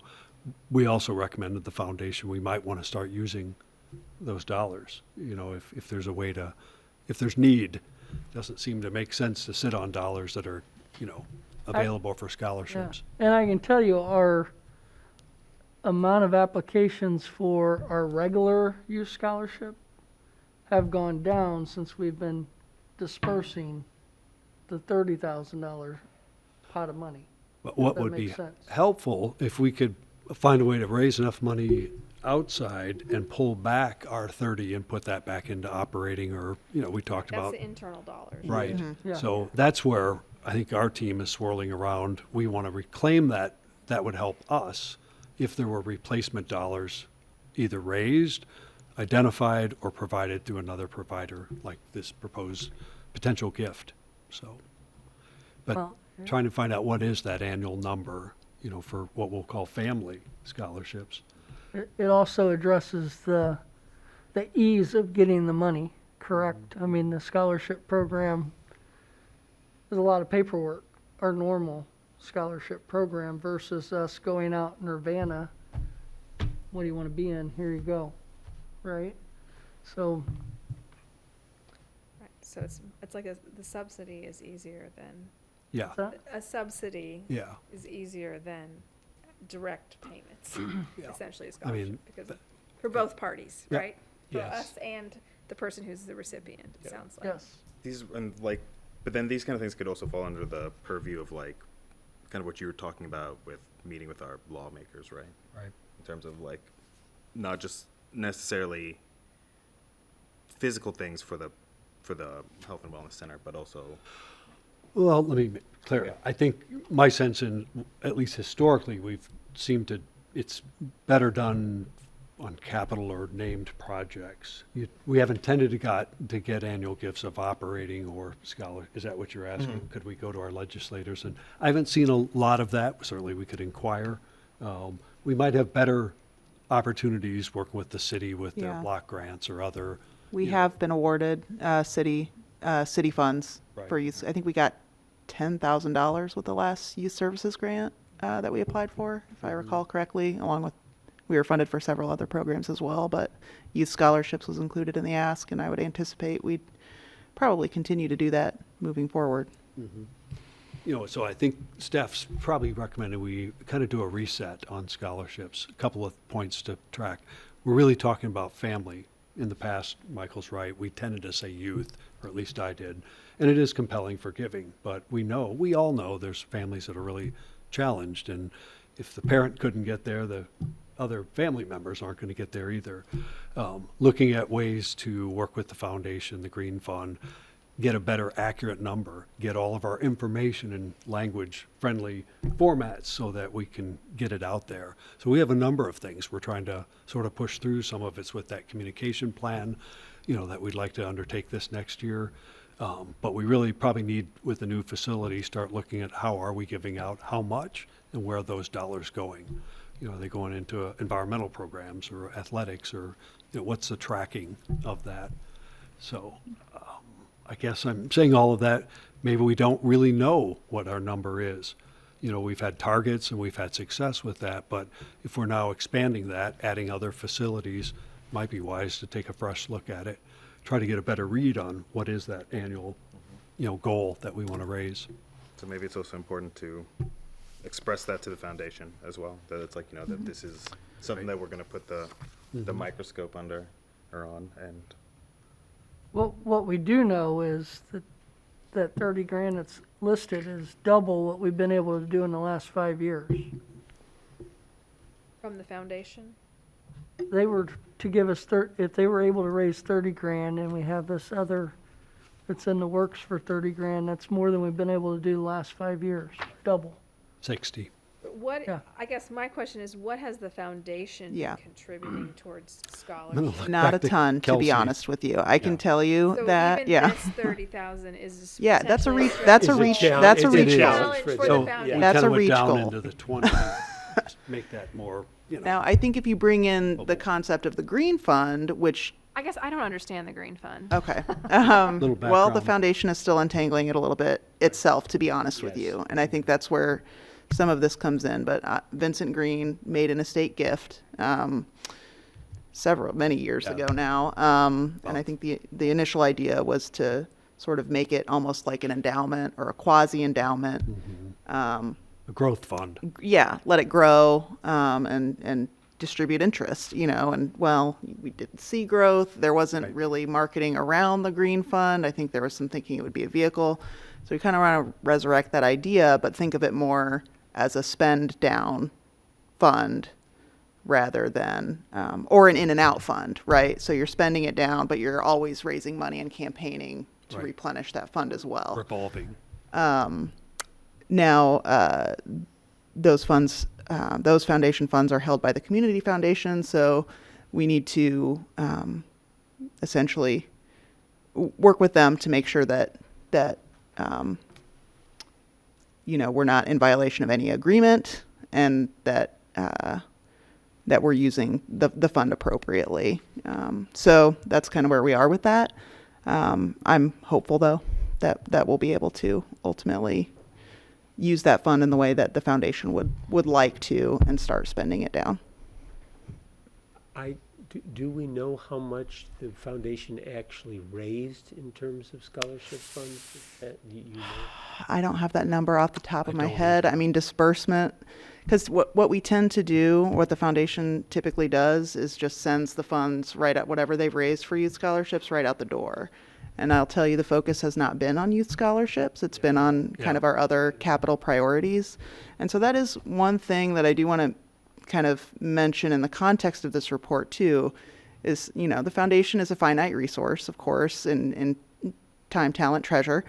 And so, you know, this report sort of gives them some options to review. And if we want to really focus youth scholarships and say, listen, this is what we need, then, you know, that's what we can do. And I think within this report, there's, you know, priorities within priorities. You know, some of these things are things that we're really, really actively sort of working on, right? Meadowbrook, playground, things related to health and wellness. Is this, and I'm gonna jump to Meadowbrook because I feel like I'm a little confused. Is the donations totaling 150 a new 150? No, sorry, it's an expansion of So the it really original. should So it's just- 50,000, I guess, Okay. for this year's report. Yeah. If you Okay. want to, That's what I yeah. wanted to clarify. Yeah. Just want to mention too, I think Kelsey I thought she was going there, we've kept the foundation pretty busy with capital-based projects, and those are good. They're identifiable, they're visible. When they're done, they're done. But we've talked internally about how can we get either a broader menu approach, where maybe there's a couple of core areas, and scholarships always probably are one of those core areas. So part of it is just what has been offered and what our needs are. If we could sort of reset the clock, retrain, kind of get out there, and then obviously try to put in things that might appeal to a broad base of donors.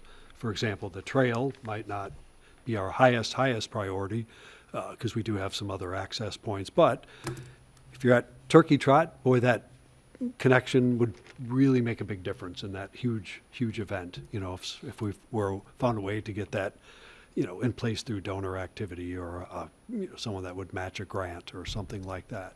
So variety is, I guess, what I'm suggesting to Yep. appeal. Otherwise, if scholarships are high, we could just tell we just need scholarship funds. Yep. And that's all we're at. So we could modify this report any way we'd like, but we tended to, at least historically, think of the donor pool. What might they be drawn to? What could we make a case for? This is why you have $50,000 for public art. Yeah, thank you. I Yes. appreciate that. Well, it is a goal Because to I have think we would all public art. agree that's probably not a high need because we have access to other public art, but it may appeal to the donor side. But again, the leadership of the board could direct us to promote other things that we think are really more timely, more critical. So again, this report can be adjusted. and I will comment too, just in talking with foundation members, I think there is an appetite to pursue youth scholarships more heavily. Maybe we should rebrand them to what we're actually raising. Well, yeah, Yeah. to I mean, to Family raise, scholarships. Think about it, yeah. Scholarships, general yeah. assistance funds or whatever you want to call it. I think there is an appetite for that, and I think that's sort of understood to be the next move. To think about, especially major gifts in relation to youth scholar or in relationship to assistance, programming assistance, but. Well, I think two things about the foundation. One is the push to raise money for health and wellness. The foundation went all out on that and had Huge. a lot of support and training and that sort of thing. And I think it's been a little bit difficult to refocus at that point and say, Yeah. okay, what are we going to focus on now? I was really pleased to hear Megan, the chair, Megan Pusey, say that they're going to be working on strategic planning. And this would be helpful, I think, to talk about We that. agree. To say in the strategic planning, in addition to capital projects, we want to talk about ongoing program and the ability to really emphasize you belong here. Right. Right, like we've built the building, we have to get the people Right. into it. Exactly, yeah. We agree with Yeah. that. I think what staff's, we appreciate this feedback because that's kind of what we need to all be working toward. What information and direction do we need to give the foundation going forward? I think we've had tremendous success so far, but we are changing, and you're correct. We have a number of great facilities and programs we want to see full. And if we can create access, then I think we're really taking advantage of what we have, what the community is willing to give. And so I think that's why Kelsey continually talks about strategic focus. We've got a great strategic plan at the Park District. We don't have as well-known, identifiable plan at the foundation.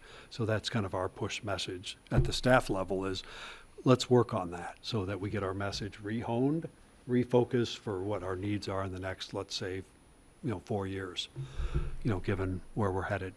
I think this all kind of goes hand in hand with the community coalition and Right. all this Right. kind of things of kind of helping fix our community and Yeah. all the issues that are going on. After we're still kind of finally dragging our feet out of the pandemic. So then it's like, this is a Right. nice, like, space and time to Right. focus down.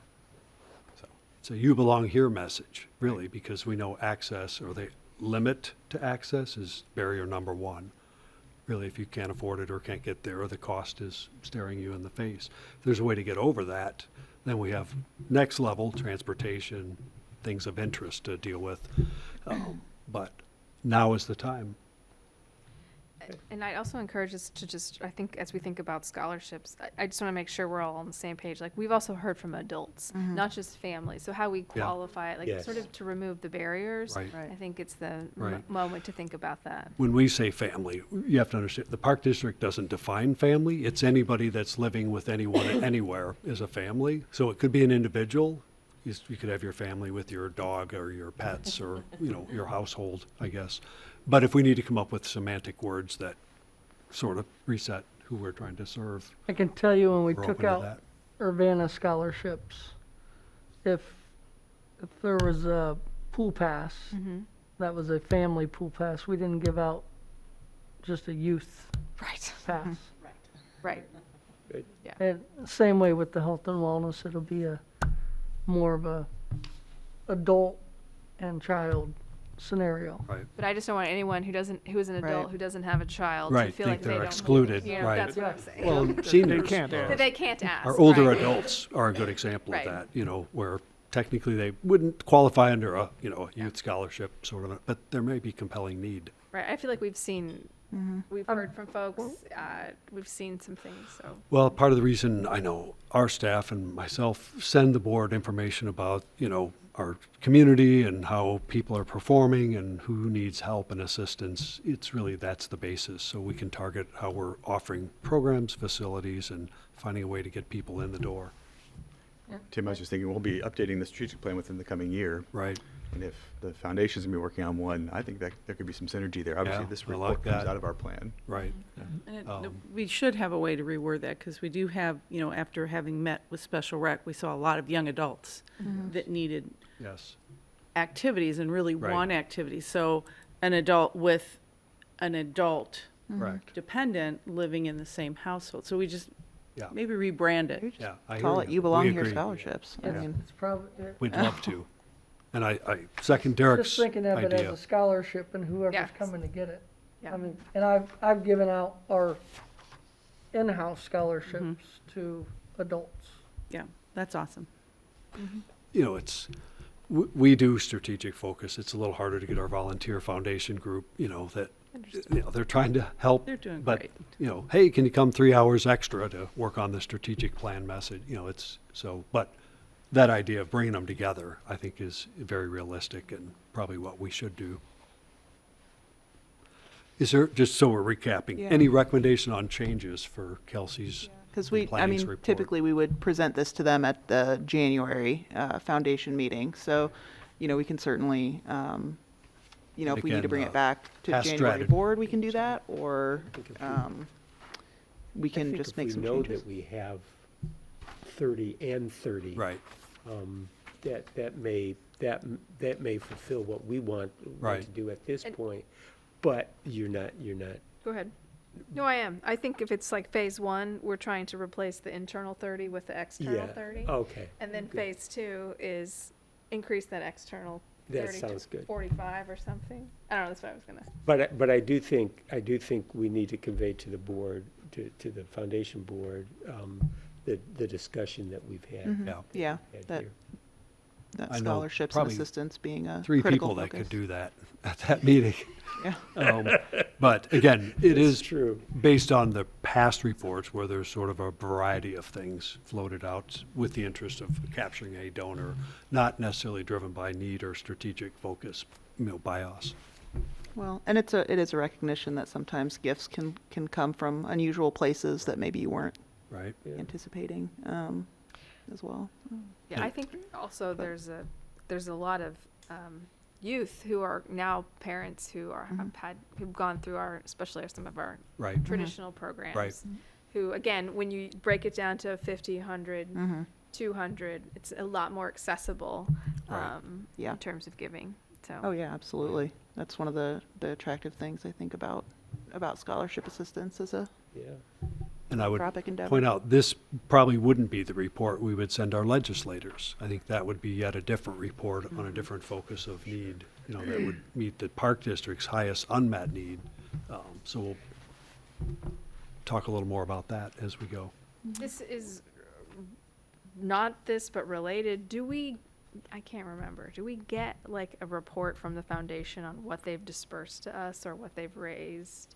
Like at that May meeting, do we do that? We usually, well, the foundation does an annual report every Right. year. That's what I thought of first. But, I don't know if they can give us as something that's a little bit more like specific to us. oh, I mean, we generate the funding request in-house, and so if that's been approved, I could certainly send that to you. I just think maybe like a summary at Like, some point. Yeah. Where does the money go? We have started How many putting it different Yeah. ways, on the aside from how philanthropy it's Requested accounted for. 30,000 in but not scholarships. broken out, though. Yeah, Did yeah. we meet that? How much did we distribute? I don't think we need it every month. Maybe that's a just- good feedback loop for the foundation to loop back to you all. Here's what we did, and we can help with that. So that Yeah. can be done too. So maybe we present it like this to them, and then we get a feedback on what they actually did, and you can compare those. Are we working together? I So think there's essentially 2 disbursements, one at the end of the foundation's fiscal, which was the one they just did for December, and one at the end of UPD fiscal in April.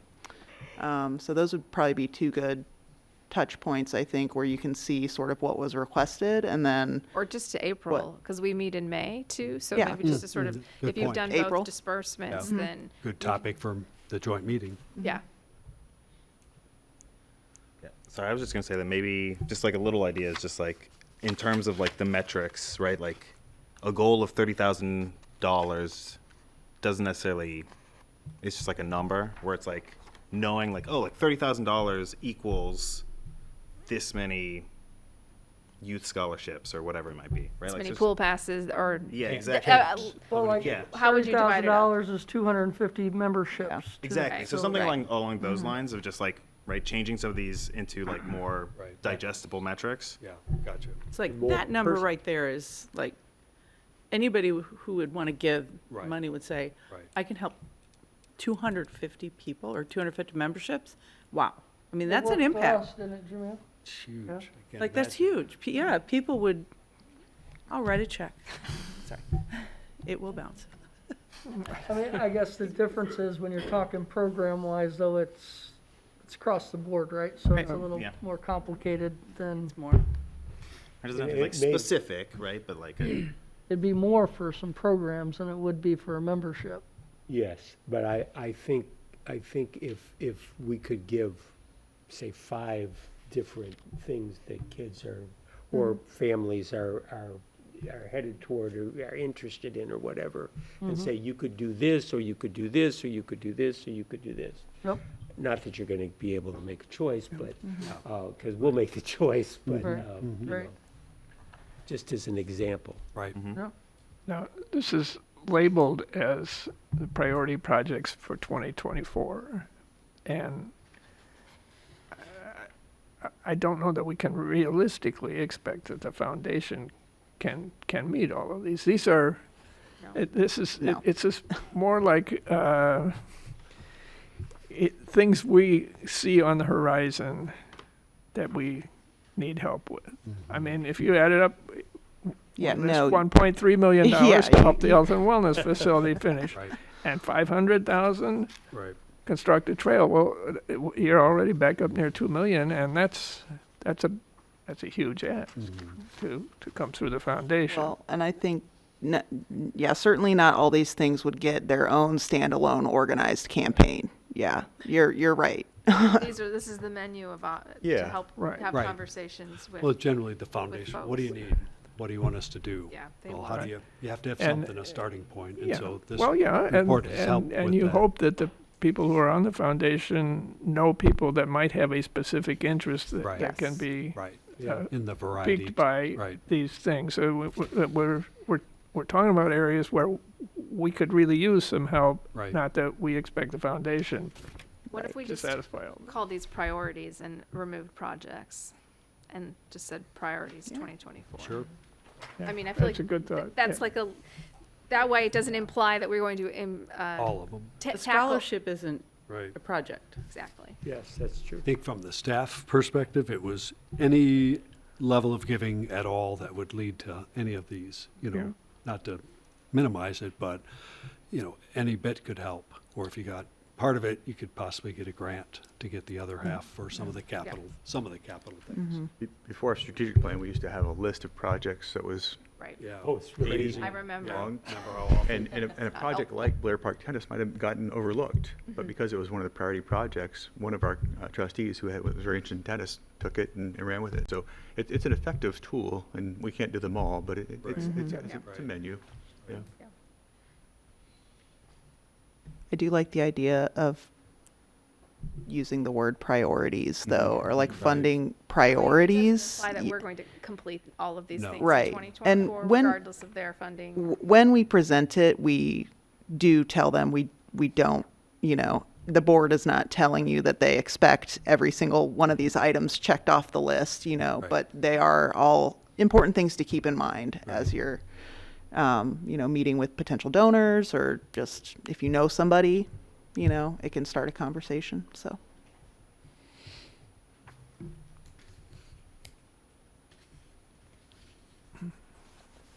Okay, so, Action. so yeah, I mean, we're suggesting removing projects from Right. the title of this. Yep. So that would, Were there any other substantial changes that we would recognize tonight on amounts or anything that we would change, given our discussion? And the assumption that we really kind of need to work together to sort of, what's the next steps of needs? I think going Meredith, forward? you did want to change it to $50,000 to I mean, I'll reflect leave like that the to 50. your discretion on what you think makes sense to the foundation. I just wanted to make sure. it Okay. wasn't- If you think that it. I think they'll understand the total $150,000 goal, just because it's kind of one of those rollover projects, I guess, where the campaign is sort of it's been a continuing. moving target every Yeah. time they've Yeah, yeah. creeped up to it. So, you know, and I'm, Marked as an enhanced. or I can, and I can change that to an enhanced goal, comma, of $150,000 total to make it more clear in the text as well. But yeah, we've, you know, talked about this in several foundation meetings, so that particular one shouldn't be. Establish an enhanced goal, increasing 50,000. I don't know, yeah. Just checking, is the format and style reasonable and clear, you know, presentable? Yeah. We're Yeah. trying to link it to our, you know, strategic goals, so we have it formatted like this. I think it's well done, and I think it's easy to communicate. Great. So one thing I might suggest is, I don't know if we can add another little picture, I know that gets costly, but the peace posts, we just have that new one we put in, At right? King. What if we put a picture of that, and then somebody's got an image in their head of what that is? Because I think most people probably don't know what that is. On the, are you thinking on? Public art. Public art? Sorry, public Yep. art section. On Yeah. the placemaking.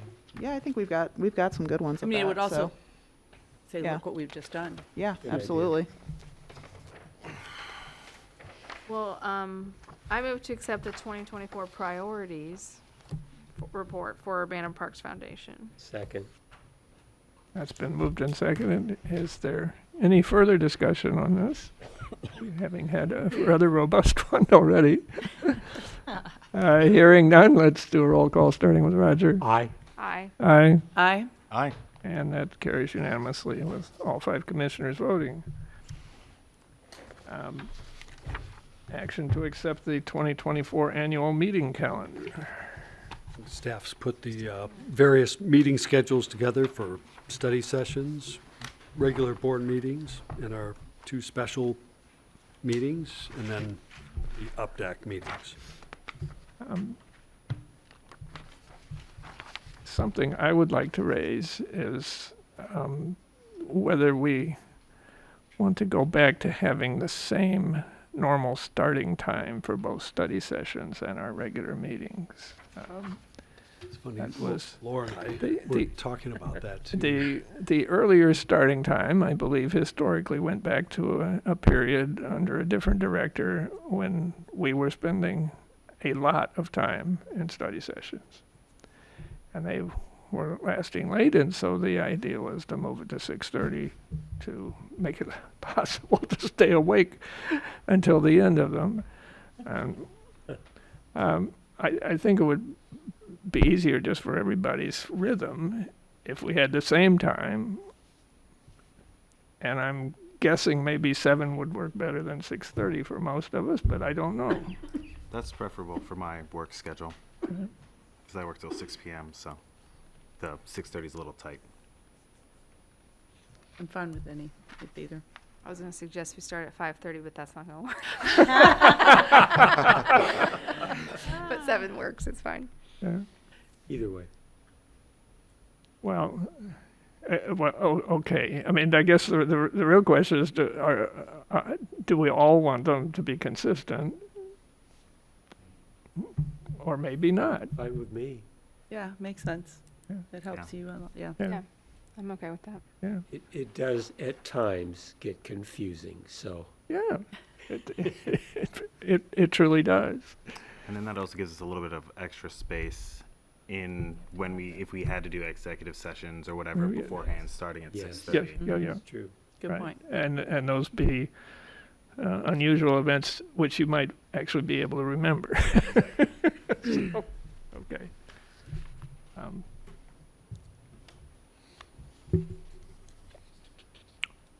So formally changing study sessions to 7 PM. I believe that sounded to me like the consensus of the board, but Yes. somebody's going to have to make a motion I to do that. move that we change the board study session time to, starting time to 7 PM. Second. Okay. I guess we can go ahead and vote on that. We don't have to, well, Well, actually, we're, we don't. no, we don't have to vote on Do the that. Vote on that. whole- we can do the whole thing. Yeah, we can do the whole thing. I mean, we can just say, we want Yes. 7 Yeah. to be what's in the calendar. The dates are fine. The amendment of, With the Yes. change on the media Yeah. Right. the starting We'll time make the for And- change, so we'll just amend that. And the other question is whether we don't yet know whether we're going to move the regular board meeting to the 19th of March. as opposed We to are 12th. moving it there, but we put tentative just because we thought it's most appropriate and best practice to have set times. And then if you change your time at the time of okay. the change, because if whoever's reason for not being there changed, we would have to go back and change the Yeah, time yeah, we yeah. changed, so. Right. So that one's just But we because. put it parenthetically so that we would know that that's the proposed date. Because only 3 commissioners might be there, Okay. for sure. I won't be there. Ah, Oh, on the 12th? Yeah. Or the It's, 19th? it, On the 19th, I can be there. The Right, but you 12th, can't Right. go to the 12th. I will. Okay. yeah, well, the that makes 12th in the break. middle of the U of I's spring break. I and see. And mine too, so. Yeah. so- I mean, calendar looks fine to me because it's not on my girlfriend's birthday and it's not on Valentine's Day. Yeah, Very important. I was in hot water for that Yeah. one. This is a new change for U of I. They moved spring break from the 3rd week to the 2nd week this year. And you will usually follow We- suit as yep. well. The so. goal was to get our local schools, I thought, Yeah. and U of I Right. on the same schedule, correct? And Yeah. to avoid an event on campus. They Oh. have break during that week, so Gotcha. that always slides with Interrupts that. whatever that week is, and since it's, It isn't this seems a like- leap year? Yeah. it So seems like it's- that's what makes that shift. ah, That event's dead So anyways. you think it's a one-off year? I don't think it is, but I feel like I looked at the calendar ahead. But I have new like travel requirements over spring break for work, so that's also. Okay. All right, so we're back to, I think, needing a motion to approve Okay. this calendar as we. Move to as we accept just- the 2024 annual meeting calendar for regular board meetings, study sessions, joint meetings, and up-deck meetings, with the change of a 7 o'clock starting time for all those meetings. Second. Just a Well, we correction, shouldn't say yeah, all those not all the meetings. meetings. Oh, for all the meeting, right. We have Okay. the joint First- meetings. For the joint For joint meetings. meetings. WAC has another Yeah, time, yeah. right?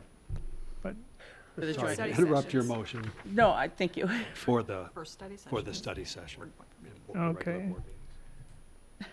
Do I need to start again? No, I got No. Thank Yeah, I you. think we got it.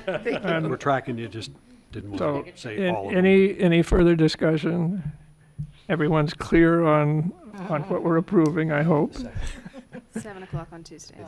Right, Anyone like to second Is there a that? second? Second. I don't- Second. Okay, Yeah. thanks. Cedric did. okay. Okay, That's Cedric. Yeah. Okay, got it. And I assume we've talked about it enough and are ready to vote. Let's do starting with Cedric. Aye. Aye. Aye. Aye. Aye. And that carries unanimously, so we have an approved calendar.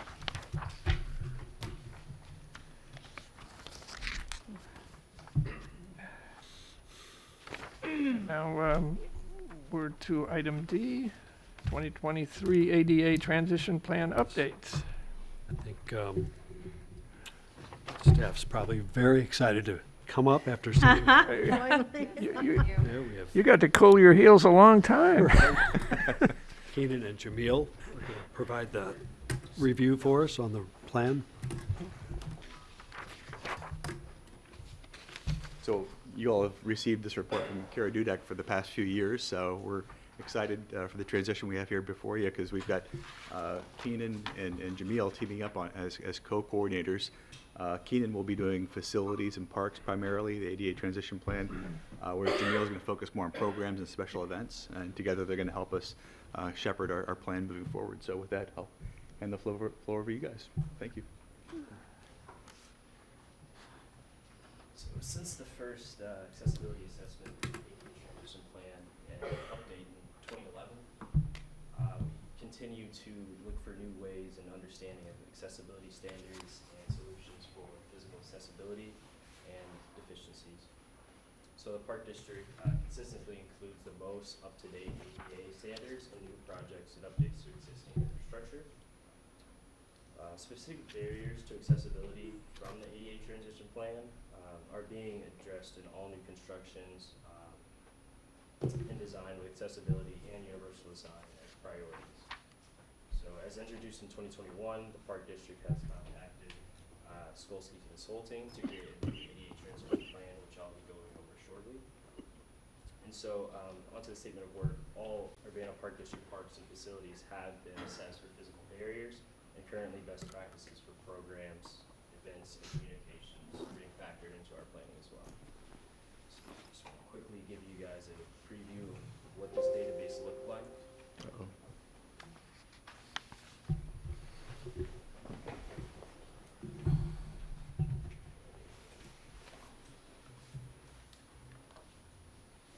So starting on the left, we have our deficiency ID. This is how me and staff will coordinate on what deficiencies we are talking about.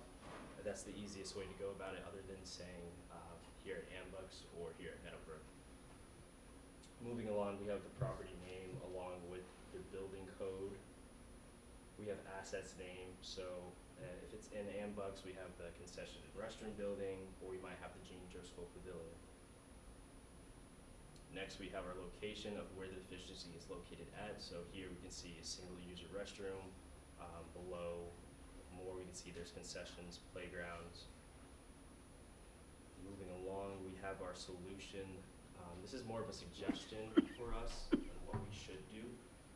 We have looked at some of these before and we've changed that depending on pricing of certain things. And then next we have our ADA citations. So this is the actual citation and the issue that is wrong, the deficiency. Then we also have a solution ID to also coordinate with that. And then along with that, we have the deficiency description.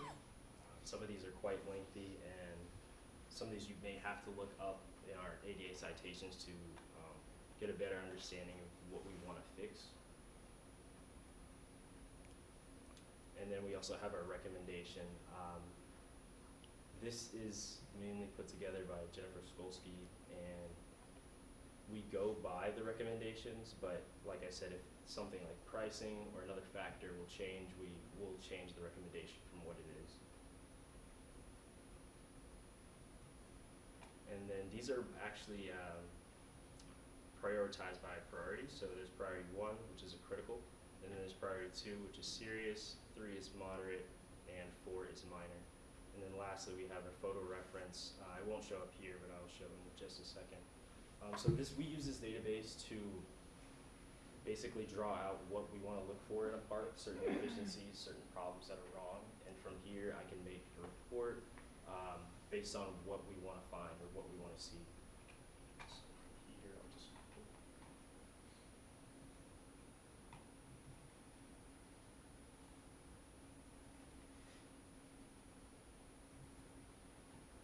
So this is an example of a Meadowbrook Park deficiency report. I've listed it from the top priority bottom, so it looks like we only have a priority 2 starting off. And so on the left we have our deficiency ID, which is 262. This is priority 2, serious. Asset name, Meadowbrook Park, Prairie Flight Pavilion and Restroom. Location, Prairie Flight Pavilion, and it gives us our ADA citation as well, along with the deficiency description. And here's the photos you guys missed in the database that did not pop up.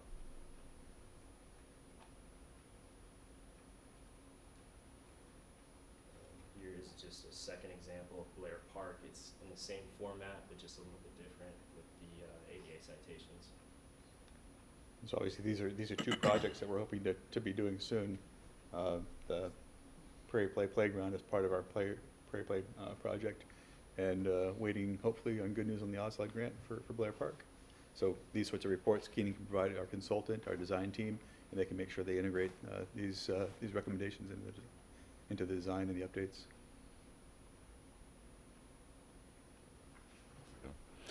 So the outcome of this work, the transition plan identifies the barriers and solutions to both the physical access and programmatic access, as Derek kind of alluded to in the intro. Programmatically, we had an opportunity to execute and implement some of this information learned by Skolsky at our Turkey Trot event by offering a fully accessible route as part of the event. There were some other factors that led to that determination, however, it ended up being a pretty well-received route. And even longer route, so you had people that got a little bit more exercise, a few more steps in from some of the information that I've been told from previous races about people doing the loop twice, wanting a little bit more of a challenging course. So this actually aided in that effort. Coincidentally, prior to Turkey Trot, we actually had a Trails webinar and spent it was about a 2-hour, 3-hour session with Skolsky. And several staff attended that session, and we got some updates, or basically some information on how we can work to make our trails accessible and more inclusive in our implementation of many of our special events. So it's just perfect timing for Turkey Trot to hit shortly after that, and some other factors came into play to help us kind of identify that longer route as an option, which I'm pretty sure will probably kind of stay as part of the charcuterie of trails being offered at Turkey Trot. So just to mention a few of the things that's in your report here that are being addressed, accessibility for our website and all communications, reviewing our policy for e-bikes and other power-driven mobility devices, water fountain replacements at Crystal Lake Park, as well as an easy ladder for lifting at the Urbana Indoor Aquatic Center. Addressing ADA barriers at Blair Park, as Keenan just mentioned through the report there, the access system, as well as the reports generated on the screen. And then addressing ADA barriers at Meadowbrook Playground and Pavilion.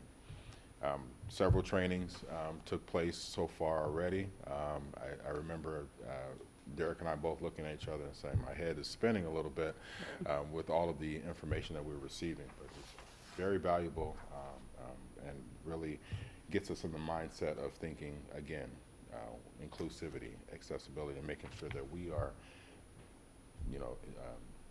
making sure that we're doing our part as far as YBH philosophy. So I think it's all kind of tied together from my perspective, and I think pretty much everyone else that have participated in those trainings so far. So the training schedule that has taken place so far, you'll see that kind of in the memo here. But the one thing that I do want to point out is the opportunity that we had to, it was called Getting to the Nitty Gritty, where we spent about 3 hours in this room just going over various deficiencies and how to measure certain things to making sure that they're at the appropriate height based on the code. And then actually going out and doing a field exercise. You know, you sit in a classroom for 3 hours and you take in all this knowledge and then you don't necessarily get a chance to apply it right away. Well, she made sure that we applied it right away.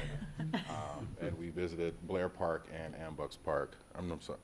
Ambucks Park and the Perkins Roadside. yeah, by the dog park, and had our instruments, and I was measuring with the tape measure and the leveler, and you know, so many steps, stop, measure, and check out the grade, and understand what that meant and how we can make things more accessible. So it was a really cool exercise, and I mean, I went home that evening and I started thinking about, is my toilet paper thing the right height? I don't have any grab bars in here, but the window ledge is here, but that's still not the right height. So, so it definitely puts you in that mindset of when you look at things and you're evaluating things on a daily basis. Is that correct? So I imagine we'll probably have a tape measure on my hip here very soon on a regular basis.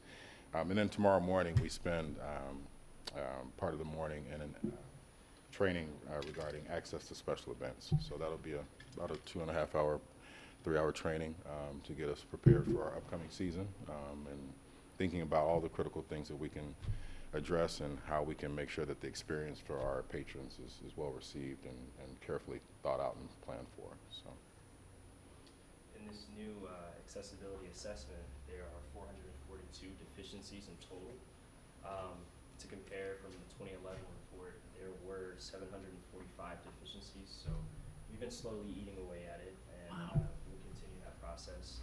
Jennifer Skolsey actually has generated reports for us on each location, each park, and so we have that basis to go off of, and we can just go from there and look at each ADA citation, what's wrong with each park, and go down the list. But for us, we can't really just go down the list like that. We need to prioritize certain ones. So obviously, we're gonna speak with Derek and Tim and see what we need to do first on our list. that priority word comes back into play. Now, surely in the interim, since we first got that report, the standards have been tightened up a little, right? So not only are the number of deficiencies down, but chances are that it would have been more than 700 and whatever if it by the current rules. We also built and opened 2 new facilities, this one in the outdoor pool. Yeah. So despite being new facilities, they do have deficiencies, and you're right, the regulations have gotten better refined. There's more guidance in terms of what's expected. Easier way to put that is there are probably things that were on the first list that we fixed that we're fixing again. I can add a question about that. Is there a sense of how kind of quickly the kind of regulations change or updated? I would, Jennifer gave lots of examples of where there's different types of agencies that are overseeing this in Illinois, how they've adopted different ones. So it's really seems like it's changing all the time. Very dynamic. And so she's a tremendous resource in being able to. She serves on a lot of the boards that are reviewing these things and giving recommendations. So she's really valuable. And I was impressed with our staff because while she threw a lot of information at us when we got in the field, staff were remembering the numbers and without having to consult their notes. So it was well received, and we've got a lot to do, but it's about a process. It's about always making progress on our highest priorities.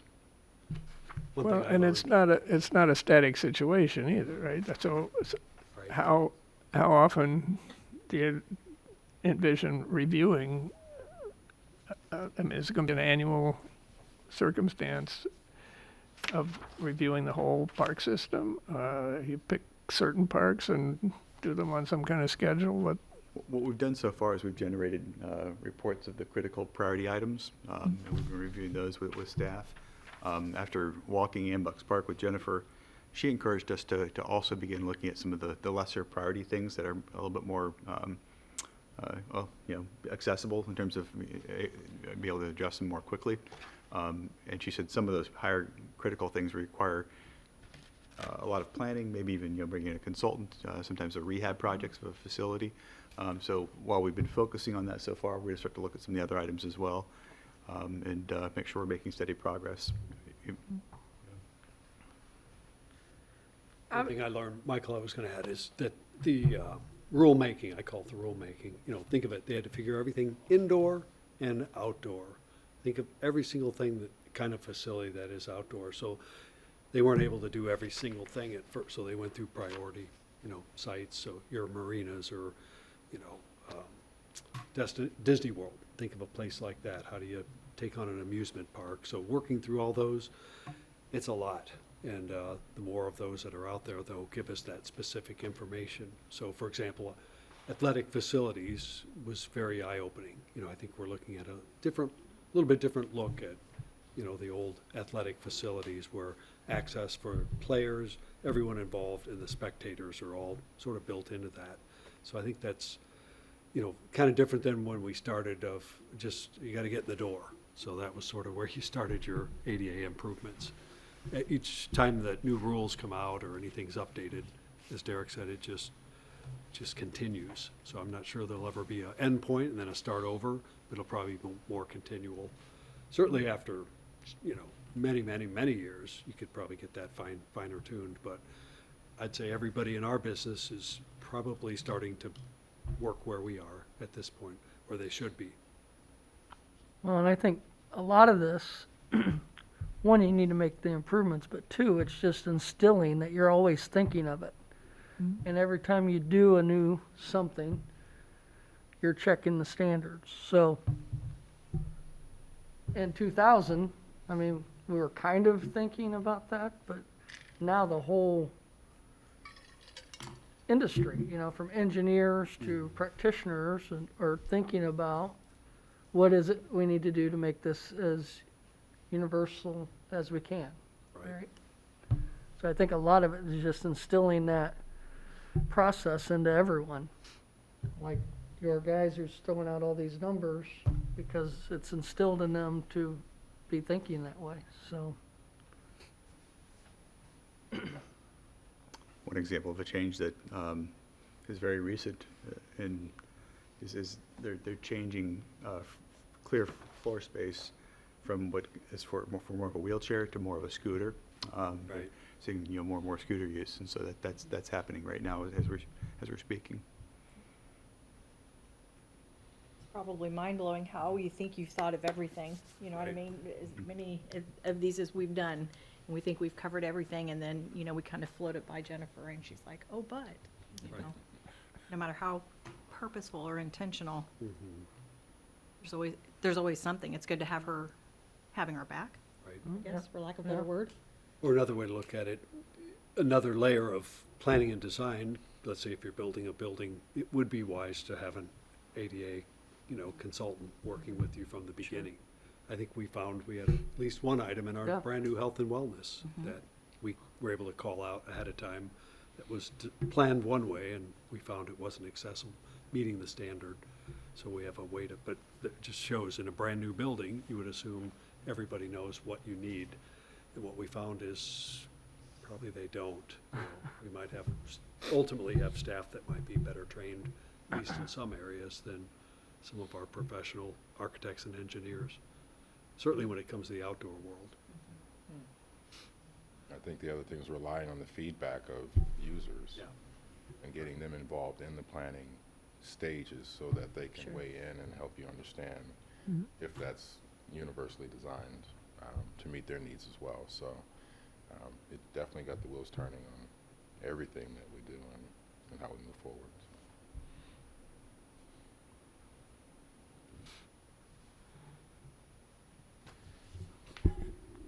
Well, it's good to see that we're approaching this in a good way. There's no actual action required here of the board. This is just keeping us informed of all that's going on in the background. Okay. Hopefully an annual approach to that. Well, thank you both for Yes. coming out tonight and sitting Yep. through all the rest of the Sitting meeting. through the whole meeting.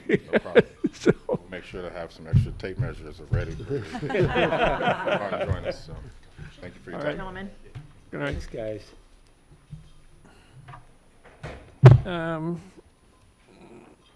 Item E, we've already taken care of. F as well. Item F, we've already taken care of. So now we're gonna buy some furniture. I think Andy's got our information.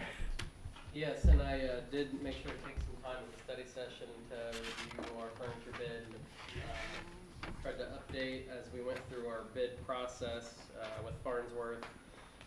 They have an interior design team that is an additional service as part of our design contract with them, and we worked with them for a number of months specifying furniture that I brought up pictures, sample pictures for you all last week. Basically, just to summarize, we had 4 bidders. Our bid went out in October. We had an opening in the end of November, and our low bidder was Stocks at $93,289.15. And this was a little over $40,000 under the estimate from Farnsworth. So pretty pleased to see some numbers work more in our favor from the estimate to our bid amount. We are recommending to include a 10% contingency. I will note when we were reviewing the furniture bid last week, we hadn't fully gone through all the bid submittals at that point. Farnsworth had completed their review. They provided us a letter of recommendation to move forward with Stocks.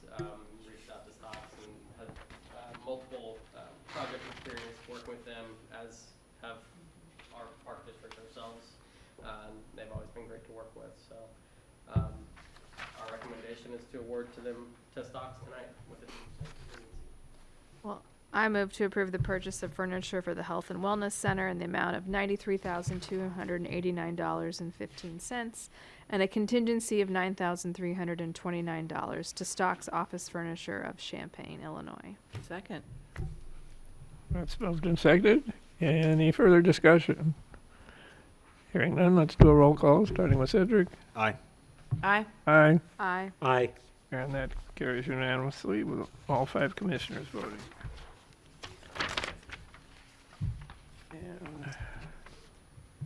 And now our IGA. Right.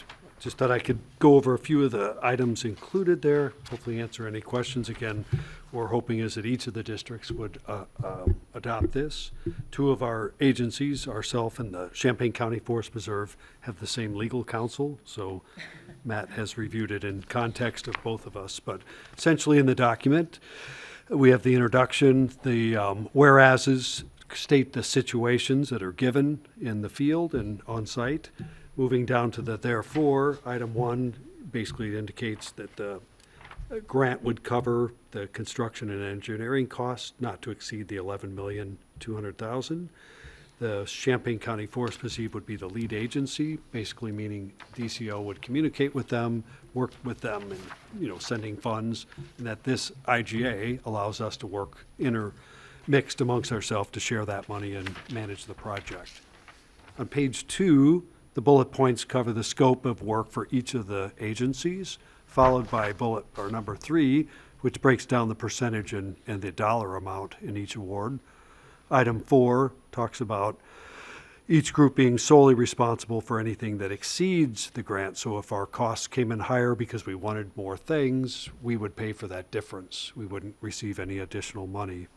Item 5. But Yes. only in terms of what we're putting in Weaver Park. We're not responsible Correct. for covering Right. other agencies' Correct. cost overruns. Right, and the bullet points above, it kind of outlines the scope in each county or each agency, and Michael's correct, we would not be responsible.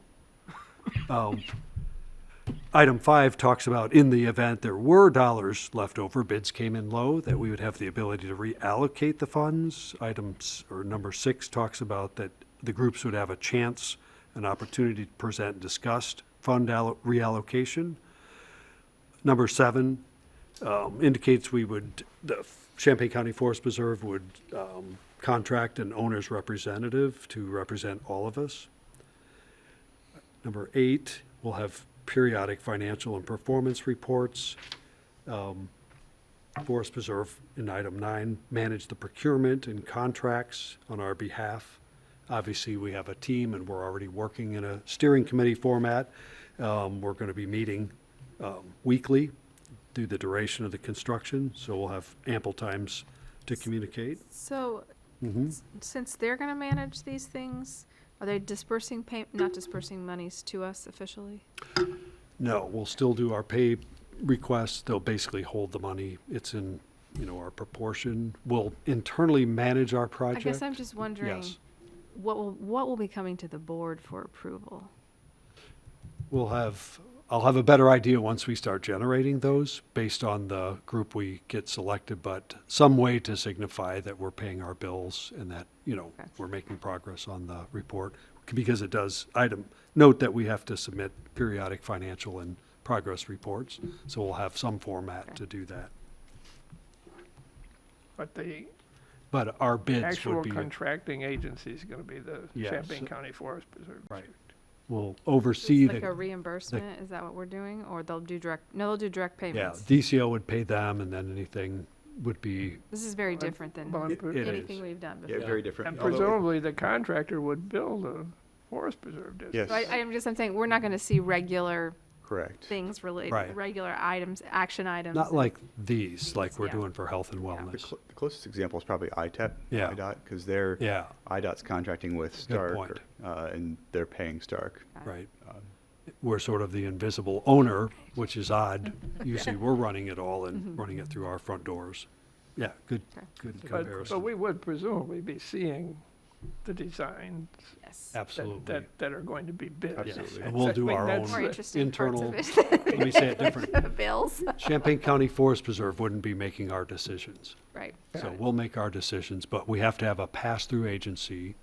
When we started this, we thought we'll get our share, they'll get theirs, and we run our projects. DCO is saying, No way. we're not doing 3 separate we're doing one project. You work it out amongst yourself to manage it. Your legislators found a way to open the door, and then you have to cooperate. So that's why the IGA at least tries to at least call out the main key points in that. Once we have a system, though, and see the paperwork flow, we'll have probably a little better idea what that's going to look like on a monthly or regular recurring. I think I'm on item 10. Basically, we'll all be working in good faith, throughout the construction and, services and getting the work done. Number 11 is we'll have to follow the DCO grant guidelines assigned to that particular program. Number 12 identifies that we have to complete the work within a specific time based on the grant requirements, which is essentially 2 years. Moving on to page 3, item 13. Basically, I should call it, I think that's where one of the typos I noted. I think it's DEO grant, it should be DCO grant. We can get that corrected. For the signature file. Thank you, Laura. Basically stipulating at the end of the grant, the document is no longer, and that our other MOU is still in place. Any amendments would be done mutually in writing. Item 15, there's a termination option if needed. Item 16 states anything, provided we're responsible for the maintenance, repair, and management afterwards. Basically, item 18 is the hold harmless clause, and 19 references the original memorandum of understanding, and we'll have our particular date on that line. I think that's all the main points on the IGA. And the scope of our work again starts on the south side of Main Street. Yes. And we are or are not envisioning some kind of trail work to get to whatever the trail head is Yeah. going to be. Likely from parking, back to our ADA, Yeah. from where we enter and park to getting to the pavilion, which is the trailhead facility with the restrooms and facility. There would probably need to be some sort of connection path. But we would be utilizing The Main Street the path. Main Street path that's already Correct. there. Yes, Yeah. yes. Right, and then the actual crossing, the mid-block crossing north of Baker's Lane would be the city of Urbana's responsibility. Right. No other, trails will be built with this particular grant. It's really just the, let's call it the pavilion and appurtenances and amenities around that. So if you picture the Updeck Learning Pavilion, that's probably a good example of scale and, maybe general look. And then we know there's connecting pathways to the parking lot, some lighting or, way to navigate in the dark. So once we have this done, then our next step after we approve this, everyone's approved, we'll be working on selecting that owner's representative and try to get the project started as soon as possible. Well, and then there's the other additional problem, and there's a piece of land that isn't owned. But, Right. and you gotta convince the railroad to sell it Correct. in time to do the project. Right. Which, that Well, may be the trickiest part of all. Hopefully during the construction window is when we're securing that, and maybe that would, come sooner than later. But I think the strategy would be build out and do everything we can do. And remember, there's still the little conflict over on the other side of St. Joe at the Union Pacific crossing. That's not a clear access point either. So probably those two will be the bigger concerns as we go forward. How do we get cooperation on both of those?